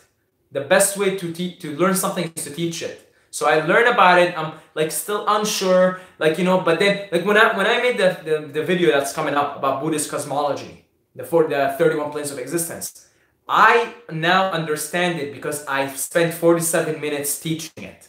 Okay? I'm doing this selfishly, probably, almost. For me, okay? Because I want to learn this stuff.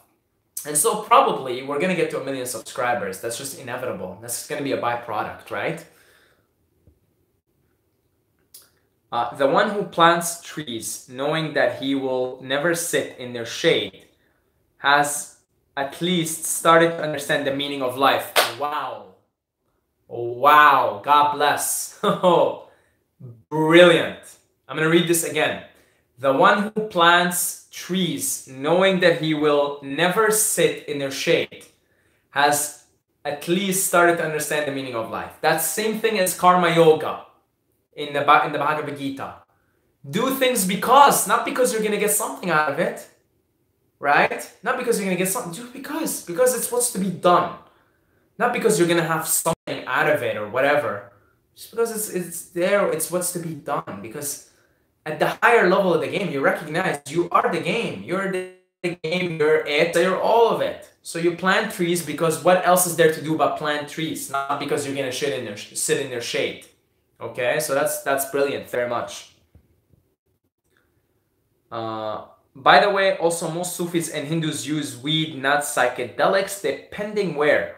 Okay, both weed and psychedelic are plant medicines. The bottom line is they're both plant medicines. They both can help you. And if you give weed, it's like one of you guys said, right? Joe Rogan he's good, whether he smokes weed or not. It's the same thing with these sages. Psychedelic or not, weed or not. They don't care. They're already there. They already figured it out. They already have their shit together. Okay? So it's the same thing. These are allies. I think of plants as allies. I think of weed, marijuana, and mushrooms as allies. I happen to prefer mushrooms, but I also see weed as an ally. I see it as an ally. I see its uses. Okay? I'm about to take LSD for the first time. Any advice? Go on the playlist that I have on psychedelics and watch all the videos that have to do with preparing for psychedelic trips, okay? Because I go into details on how to do it. Thoughts on Eckhart Tolle? He's my favorite teacher. Brilliant, brilliant man. Brilliant book. Brilliant, brilliant man. An incredible soul. Is there a specific reason why you are traveling to Turkey in the near future? I remember you mentioning that it's inexpensive to live there, but are there any other reasons? Yes, so I'm guessing you're curious because you're considering your own moves into other parts of the world. So yes, Turkey is inexpensive. It is actually one of the most inexpensive places to go to and live there. Istanbul might be a little bit pricier, and that's where I'll be going initially. However, you can still find pretty cheap living, like monthly living there. So there are many reasons. I have a lot of family because I'm originally from Syria. A lot of my family during the Syrian war have left to Turkey.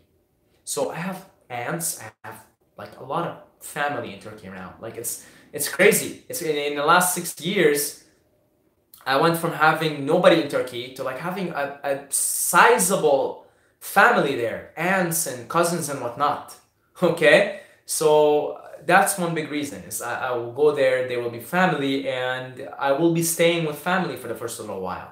Okay, so that's a big reason for my move in Turkey. I probably would maybe not have considered it as much but I have family there. Okay, like a lot, some of them are refugees. They left Syria and now they're having lives. They're living lives in Turkey. So that's one reason. I've already been to it. It's a beautiful, beautiful place. East meets West. Okay, really beautiful. You could do whatever you want to drink alcohol. You want to be a Sufi. You want to do whatever you want. You could do whatever you want. And the history and the architecture, my God, is beautiful. Istanbul is gorgeous, and Turkey is gorgeous. Not just Istanbul. Turkey is a gorgeous country and inexpensive. Really, like if you're a single person and you're a minimalist, it's quite inexpensive. So the only thing with it, you can only stay 3 out of 6 months of the year. So I only can be there for 3 months, then I'm probably going to head over to Thailand. And I can see myself sort of traveling in and out, Thailand and Turkey, Thailand and Turkey, Thailand and Turkey. Probably seasonal based. So when it's the rainy season in Thailand, I'll probably maybe head over to Turkey or something, right? But Turkey is definitely a beautiful place. Beautiful, beautiful place. East meets West. If you want the beautiful balance of East and West, Turkey is the place to go. And because it is the Mecca of Sufis, absolutely. I plan to visit Konya. Konya is where Maulana Rumi. Maulana means our master. Where Rumi is buried and his shrine is there. And I've heard that if you walk into Konya, the city of Konya, the hub of the Sufis in the world, the Sufi capital, apparently like the vibes are indescribable. Like I have a relative actually, an uncle, an extended uncle, not a direct uncle. He went to Konya and he loved it so much, he just moved there. he's like, I felt insane vibes, like just so much love and blessings, really blessings. So I definitely plan on checking out Konya, to be specific. Are you working on another book, or do you plan in the future? Yes, in the future. In the future, once I put all these ideas together, and I feel like I'm ready to write another book, okay, then I'll write another book.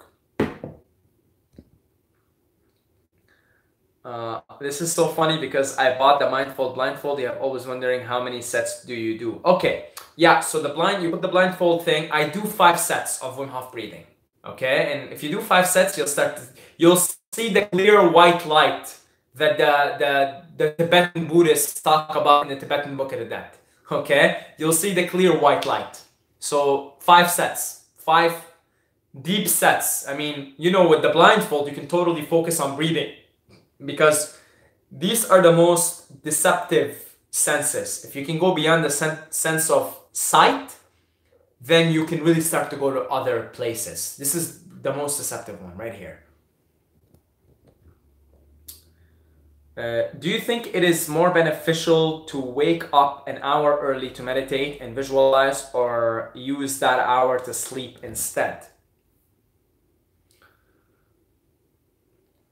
It depends. Probably sleep, actually. You're better off getting your full sleep than getting an hour of meditation in my books.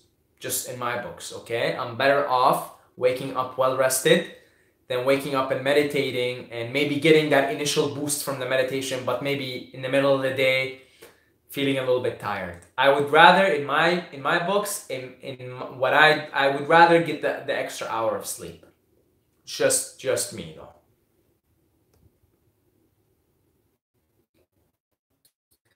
Dude, you've been live for ages. Well, because the questions keep coming. They keep coming, right? And I'm in the zone, I'm in the flow, so why not?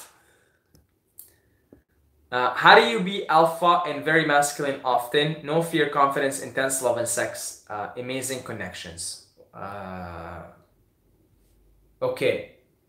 You mentioned you're 15 years old, you're younger, right?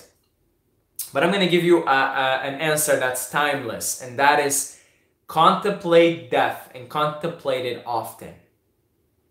Okay? And if you can contemplate death and contemplate it often, then you'll be alpha, because then you won't be scared. Because if you can be okay with dying, you're okay with anything, really. Okay? So, you know, that's maybe not the answer you were looking for, but it's the answer that comes up to my head right now.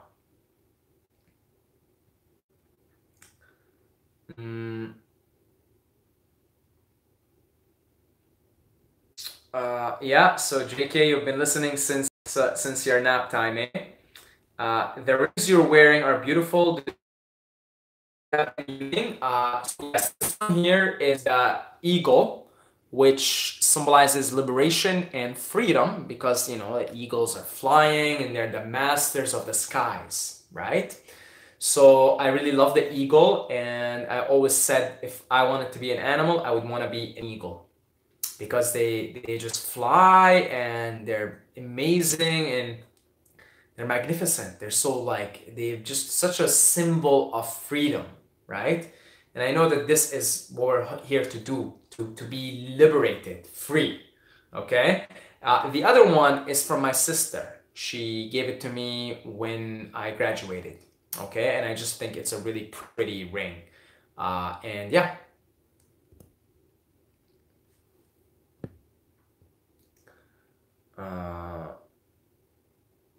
How to directly speak with the power of the universe. The more you open yourself, the easier it gets, okay? You've got to open yourself more and more and more and more. So right now, my ability to speak with the universe, if you will, is much better than it was 3 years ago. But by no means am I a channeler or anything, because I'm not yet able to go past my rational mind at will. Once I'm able to go past my rational mind at will, then that's total openness. And that's what shamans are able to do. So it's a process, okay? It's sort of you cultivate it over a period of time. Just focus on what I need to open myself up with right now. Right now. Okay, just focus on that, and it sort of becomes a process. Okay, talk to yourself in front of the mirror. That's a brilliant technique. Talk to yourself in front of the mirror. That's a really brilliant technique to sort of become more open to receiving that divine wisdom. Brad, hello Brad. Heaven and hell are in your mind. Yes, they are. Everything is in your mind. The whole experience of life is in your mind. Incredible how he soaked up so much knowledge and he can explain it easier terms for weaker minds. There's no such thing as a weaker mind. There's just a mind that's maturing. My mind is weaker in comparison with the Buddha. Okay, so the term weaker may be not the most appropriate term here. Just less mature, a less mature mind, meaning it's in the maturity. It's in a state of maturity. You know what I mean?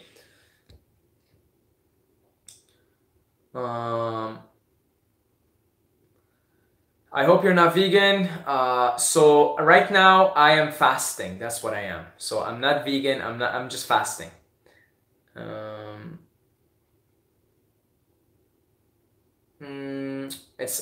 I guess you have a bad experience with vegan. I've never tried vegan diet, but I am considering trying an all fruit diet to see how I feel. So we'll see.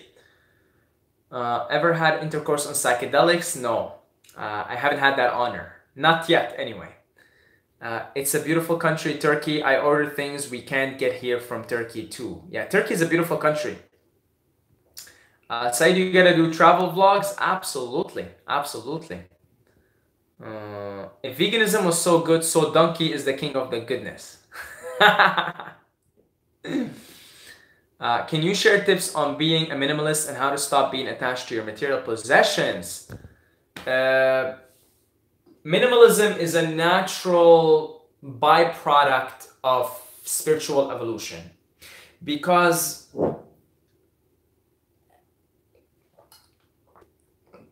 the more you evolve, the less you need. It's not like I'm trying to be minimalist. It's just like you just realize, like, it's like almost common sense. Like, what do I need? It's like almost like a duh. Like what do I really need? It just comes as a byproduct of practicing contentment. Okay, so I talked about the mala beads, right? How you could have them and just practice contentment, say things that are grateful, and practice contentment, grateful. It comes as minimalism is a byproduct of contentment, of practicing contentment, being okay with what is, being okay with your health, having health. Be grateful for health, grateful for sun, beautiful, simple things in life. If you can be content with simple things in life, like the sunlight, like a beautiful day, the singing of the birds, having good health, having shelter, having good food to eat, healthy food, then eventually you're going to be naturally inclined to become a minimalist. So it comes as a natural byproduct of practicing contentment. Okay, so if you want to become a material minimalist, practice contentment more.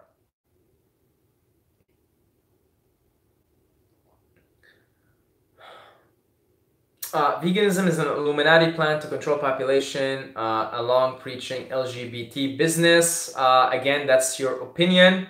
Hello, Dustin. Hello, Dustin. I really, by the way, Dustin, I really, it's Dustin. It looks Dustin to me. Dusting in the wind with Goku, Super Saiyan God, Red, right? I really enjoy your comments. Okay, I really appreciate them, and I hope you, your wife, and I think you have a kid as well. I hope you guys are doing well.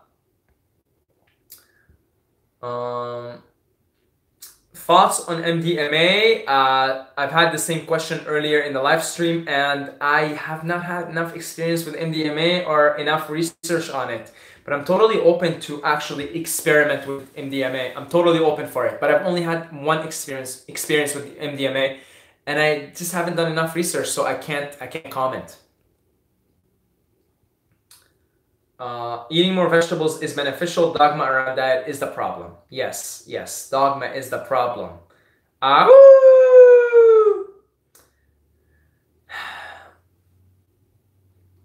Okay.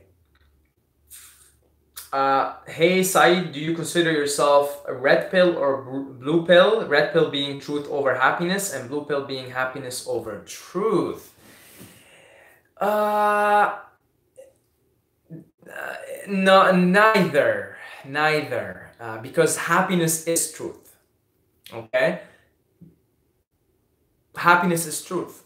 The self, the nature of the self is happiness, is bliss. And that's truth. Okay? They call the self in Sanskrit. They call the self. They try to describe the nature of the true self. Sat Chit Ananda. Absolute knowledge, absolute bliss, absolute existence. So absolute bliss. Let's focus on absolute bliss. What's bliss? Bliss is happiness. Bliss is joy. Joy. Okay? And that's truth. That's equal to truth. So it's neither, and it's both at the same time. Any interest in astrology? What is your sign? I'm interested to learn about it. My knowledge in astrology is non-existent. I'm Cancer. That's my star sign. It's Cancer. And it's completely non-existent. But I'm extremely interested. I'm super interested to learn about it. See, there's different rabbit holes. Everybody kind of goes on their rabbit hole, right? So I go on the psychedelic rabbit hole, and it kind of took me down the Buddhist, Hindu, Taoist rabbit holes. That's kind of where I'm hanging around right now, sort of, right? You know, I went a little bit into the Anunnaki, ancient astronaut theory rabbit hole, kind of got out of it. You know, so everybody kind of goes on their own trip. I would like to go down the astrology rabbit hole. It's something I definitely see getting deep into. Okay? So no, the reason why I don't talk about it in the video because I don't know anything about it, but I'm definitely interested to learn more.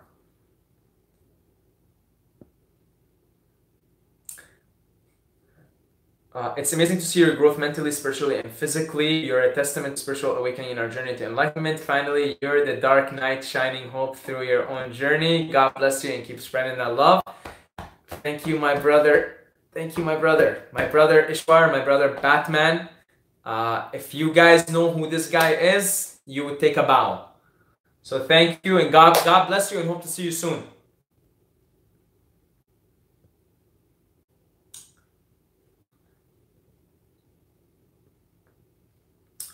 Going to take a cold shower right now. That's the spirit. That's the spirit. There are numerous better mushrooms other than psilocybin cubanesis, like Panelist, Can. Have you ever tried any of them? No. My experience is limited to psilocybin. It's limited to psilocybin cubanesis, right? It's limited to that. But again, I'm totally open to trying these new streams. Like, I'm totally open for that. Assalamu alaikum Saeed wa alaikum assalam Akhi Zain. Ahla wa sahla. I grew up as a big fan of Dragon Ball Z. I know you recently watched the series and got many philosophical lessons. Do you recommend I also rewatch it? Yes. Yes. Yes. So, I figured it out finally. I figured out where the writer of Dragon Ball Z got all his wisdom. Zen Buddhism and Taoism. Okay? So if you start to read into Taoism and get into Zen Buddhism and watch Dragon Ball Z at the same time, your mind will be blown. The Super Saiyan is Nirvana. The Super Saiyan is enlightenment. The Super Saiyan is no mind. And the writer of Dragon Ball Z knew very well what he was doing when he was writing the show. And he meant it. He's a very spiritual being, by the way. He's a very conscious being. And he clearly, it's not even an argument from my perspective, he clearly meant for the Super Saiyan to represent Nirvana, to represent enlightenment. And that's actually why, like, when you power up, you have like a halo around you, like light. You become light. It's amazing. It's amazing.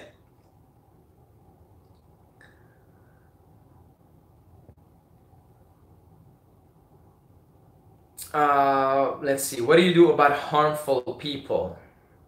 Harmful people. Like I said, you stand up for yourself. You stand up and fight, like Krishna told Arjuna in the Gita. Stand up and fight.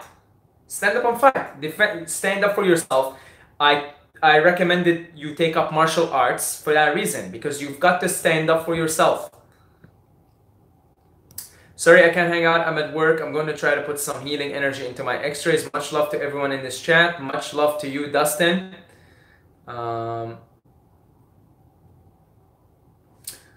Gangsters. That's a good topic. That's a very good topic. I'll make a separate video for that in a different, because I was doing Uber last night and I had somebody in the car and he was basically a gangster, and I dropped him.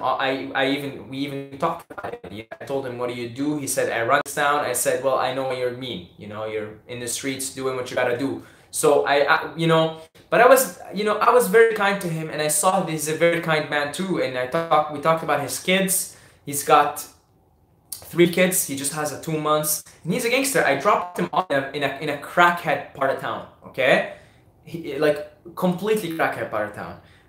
But because I chose to see the light in him, and I chose to see that he's just a soul having an experience. Yeah, he probably does a lot of shit that you know, is not exactly someone with a increased consciousness, higher consciousness would do. But I just see him as a fellow soul traveler, and he's playing the game, and that's the way it is going for him. And I just chose to go beyond that, and I chose to just see that in him. And as a result, yeah, it was an interaction between one human being and another human being. And he was telling me how much he loves his kids. He was complaining about his wife and his girlfriend and a bunch of things. And you know, he's a drug dealer basically. I dropped him off. He was doing a drug deal. When I saw him, I drove by the car and he was like reaching his pocket, right? But you know, he's just a soul. He's a fellow soul traveler, right? He's doing his thing. I'm doing my thing. So we can salute one another, and you could go do your thing, play your role, do your thing, and I'll do my thing here. So it's about seeing the light within everybody, right? It's very difficult to see, because if you don't see the light within you, you can't see the light within others. But if you see the light within you, you can see the lights within every other being, the worst of the worst even. What do you think about seeing auras in others and seeing their energy and feeling their energy? Empathy. It's totally doable, and I think women are better at it. Women are just more in tune with the spiritual nature of things. Okay, women are better at empathy. They're better at seeing and reading auras, right? That's why a lot of those crazy psychic, psycho, whatever readers, they're women usually. And you know, a lot of them are bullshit, but some of them have a good accuracy, and they tend to be women because women are better at it. There are, you know, I know a woman that can look at your aura and can tell you what color it is. Now, men can do it too, of course. When you get more spiritually evolved, you start to unlock these powers. I don't have these powers. I don't have them. I have a pretty good emotional intelligence. I can see where the person is. I can look at them and I can sort of see where they're at in sort of, you know, which rabbit hole are they hanging around, which neighborhood, right? But I can't read auras. I can't do it. But some can. Some can see the colors even, and they're just able to see they're able to see the other radio station. These are astral bodies, and you can see the colors. They're able to see the other side of you, different side of you, the astral side of you, if you will. So yeah, totally. Some gifted people out there, they have unlocked these powers. They can see through. They can see auras. They can see colors.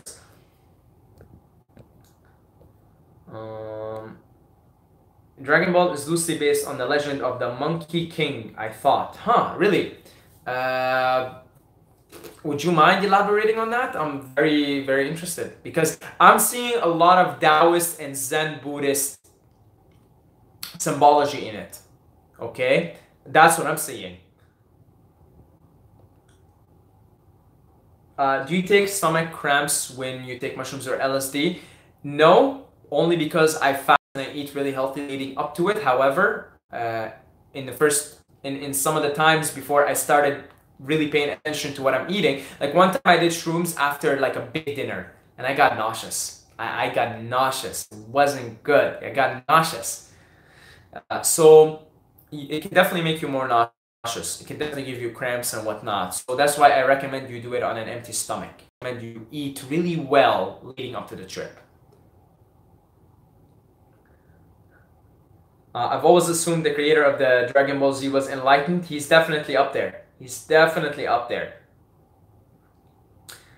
Imagine you order a Uber and it's Saeed. You just have the craziest conversation during the ride. Well, so if you look at my ratings in Uber right now, it's all like amazing conversation, best conversation, da da da da. I have a really high rating on Uber. I'm not saying it to brag, but it's actually pretty high.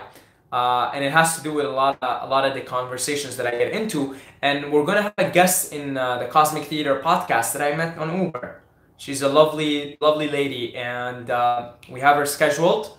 And yeah, so I actually meet some people just by having these conversations. And you'll be surprised, some people are onto a lot of this stuff. They really are. It's surprising, actually. I think the Super Saiyan hair color may be related to chakras. Yellow is the solar plexus. Trunks flashes green before he defeats Zamso because he was in the heart. Just a theory. Yes.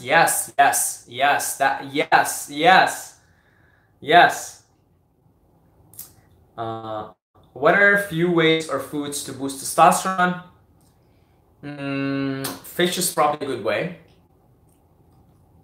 And rest. Testosterone is depleted when you're stressed, when you're under when there's a lot of cortisol in your body, testosterone goes down. So that's an inversely proportional relationship.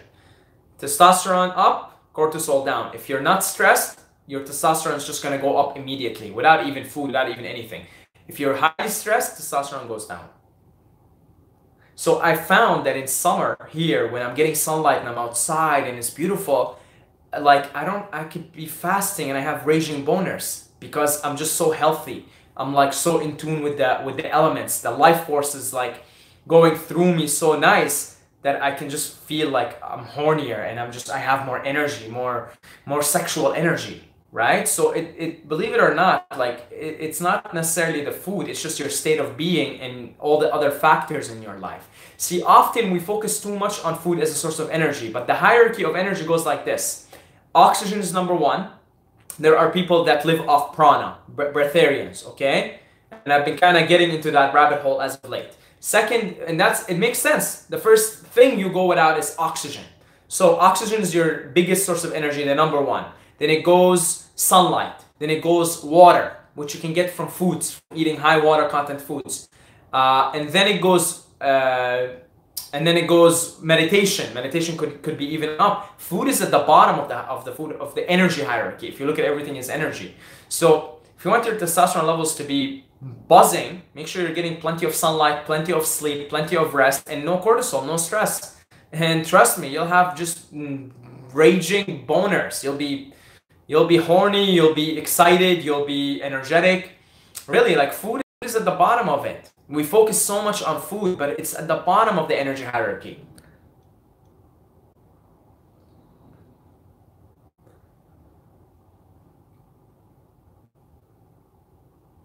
How to put yourself out there in real life and social media when creating a personal brand such as yourself?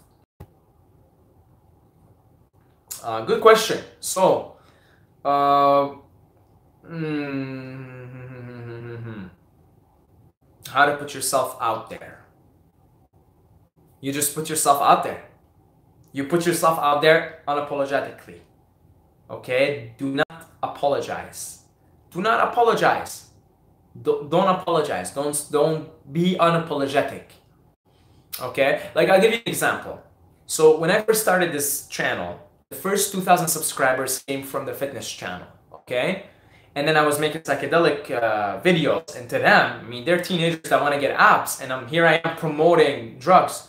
So I got so many likes and so many people like leaving me nasty comments. So I just made a video saying unsubscribe, and a bunch of people unsubscribe. I'm not gonna apologize. I'm just gonna put myself out there. So the answer is you just put yourself out there. That's the answer. That's the answer. Just unapologetically put yourself out there. What do you think of the concept that your mind is your body and your body is your mind? That is obvious, actually. That is very obvious. It is only our mind that makes the separation between mind and body, because it is the mind is separation no mind is liberation. Mind is duality, no mind is oneness. Okay? So that is only perceived from your mind, but mind and body are one. Mind and body are one. It's obvious. It's very obvious. From this higher plane of consciousness, it is very obvious that they cannot be separated. But it is our mind, which is our creative tool to experience ourselves in this life, like to make separations. So in Zen Buddhism, you get trained for 20 years to get in the no mind state. Zazen, no mind state. Okay? Because no mind is truth. No mind is oneness. No mind is unity. It's oneness consciousness. It's unity consciousness. Okay? So yeah, mind and body are one. It's one. It's all one. Brahman, Brahman and Atman are one. It's one thing. I wish my body was so in tune as Saeed. His digestive system probably perfect, healthy mind-body connection. I need to fix my mind-body connection. My digestion right now is not perfect. And that's why I'm doing the fasting. It's not perfect, but it's good enough. It's good enough that I feel generally it's a good general well-being. But it's not perfect. That's why I'm doing the fast. In fact, that's why I'm moving out of here, because being here in 7, 8 months in the year, in the winter, it takes a toll on your health. Right now, I'm not perfectly healthy. I'm telling you right now, I'm not perfectly healthy. Okay, that's why I'm doing the fast. It gets tough here in the winters. You're not getting any sunlight. There's nowhere to move. It's so cold. It's so dry. There's no moisture in the air. Really, like the fruits you're getting, they're not even local, and it's quite unhealthy actually to be here in winters. So I'm not. That's why I'm doing the fast. I wouldn't do this 40-hour/72-hour fast that I'm on right now if it wasn't for me wanting to improve my digestion, because it's not perfect. However, I've been working on it long enough so that I'm in a general state of well-being. So really focus on your digestion. It's very important. Very, very important for your well-being. Must feel so amazing, especially on a microdose. Yeah, it's pretty good. Saeed, you're such a damn. Sending you all my love. Mwah. Thank you very much. I'm sending you the love too, all my love. What supplements/vitamin do you recommend for a man to take year round? Take vitamin D supplements here in winter, okay? Because you're in Canada too, right? Yeah, you're in Canada, right? You are. You're actually in an even colder part of Canada. So take vitamin D supplements just now. Just now. We're moving into the light now, okay? If you realize now there's a little bit more sunlight as of late. It's still cold as fuck, but we're moving to sunlight. So maybe next couple of months take vitamin D until April hits, and you can finally finally have some sun on your skin, finally have some contact with the elements. I'll tell you, getting out of, like, when winter finishes here in Canada, it's like it feels like you've been in a cave and you're just like walking out of a cave. It's crazy. So vitamin D for the next couple of months. As for year round, I don't know, because now I was taking probiotics and I was taking multivitamins, but now I'm trying to fix my body as to not need any supplements and eat the right foods and everything. So I can't say right now, but take vitamin D for the next couple. The illusion of separation to transcend it. Okay, so you have tools like Zen Buddhism, Zazen, no mind. You spend your entire life, you dedicate it to become no mind, to become. So signs of oneness, well, speechlessness. Okay, speechlessness. It is not a coincidence that the first line of the Tao is the Tao that can be spoken is not the true Tao. Speechlessness. Speechlessness is a sign of oneness. Flow is another sign. If you're in a state of flow, okay, if you're flowing like a river, you could be playing your music, or you could be playing sport, you could be having sex, then that's a sign of oneness. You have now become one with the universe. Okay, so flow, state of flow, and speechlessness also. Those are some of the signs that you're in the experience of oneness. Who do you know who XX testicle is? No idea. can relate here in Germany. I'm sure you can, but still, nothing is like Canada, Canadian winters. Maybe Russia and Scandinavia. So, I guess we'll finish off the live stream here. I really, really appreciate you guys. You are my family. I really enjoy. If I didn't enjoy this, it wouldn't have been almost 4 hours, right? But it really feels like I'm in the presence of my family here. Okay? And you guys are truly, truly my family. And I love every single one of you. And this has been a blast. And we're going to be doing this on a weekly basis. Maybe there will be weeks here and there, maybe, you know, whatever, but I'm gonna try my best to do this on a weekly basis, okay? And yeah, because I enjoy it. I just enjoy speaking to you guys, talking to you guys. You guys are absolutely blessed people, blessed souls. And I really appreciate all the Patreons who are supporting this community financially. We've talked about how I'm doing this part-time and I'd like to do this full-time. And honestly, all the motivation that I'm doing this live streaming now and the podcast, which I have a guest on tomorrow, it came from the Patreons. Like we're 10% through the goal and we've only launched it 10 days ago. So they really motivated me to evolve this channel. So if this can be run by the community and I can do this full time and have my full attention here, oh, God bless, we can do so much more with the channel. So if you feel like buying me a cup of tea, you can do so at Patreon. You'll probably see it in all my videos. You'll hear me talk about it all the time, blah, blah, blah. You can head over to patreon.com/Saeed Mobayed, okay?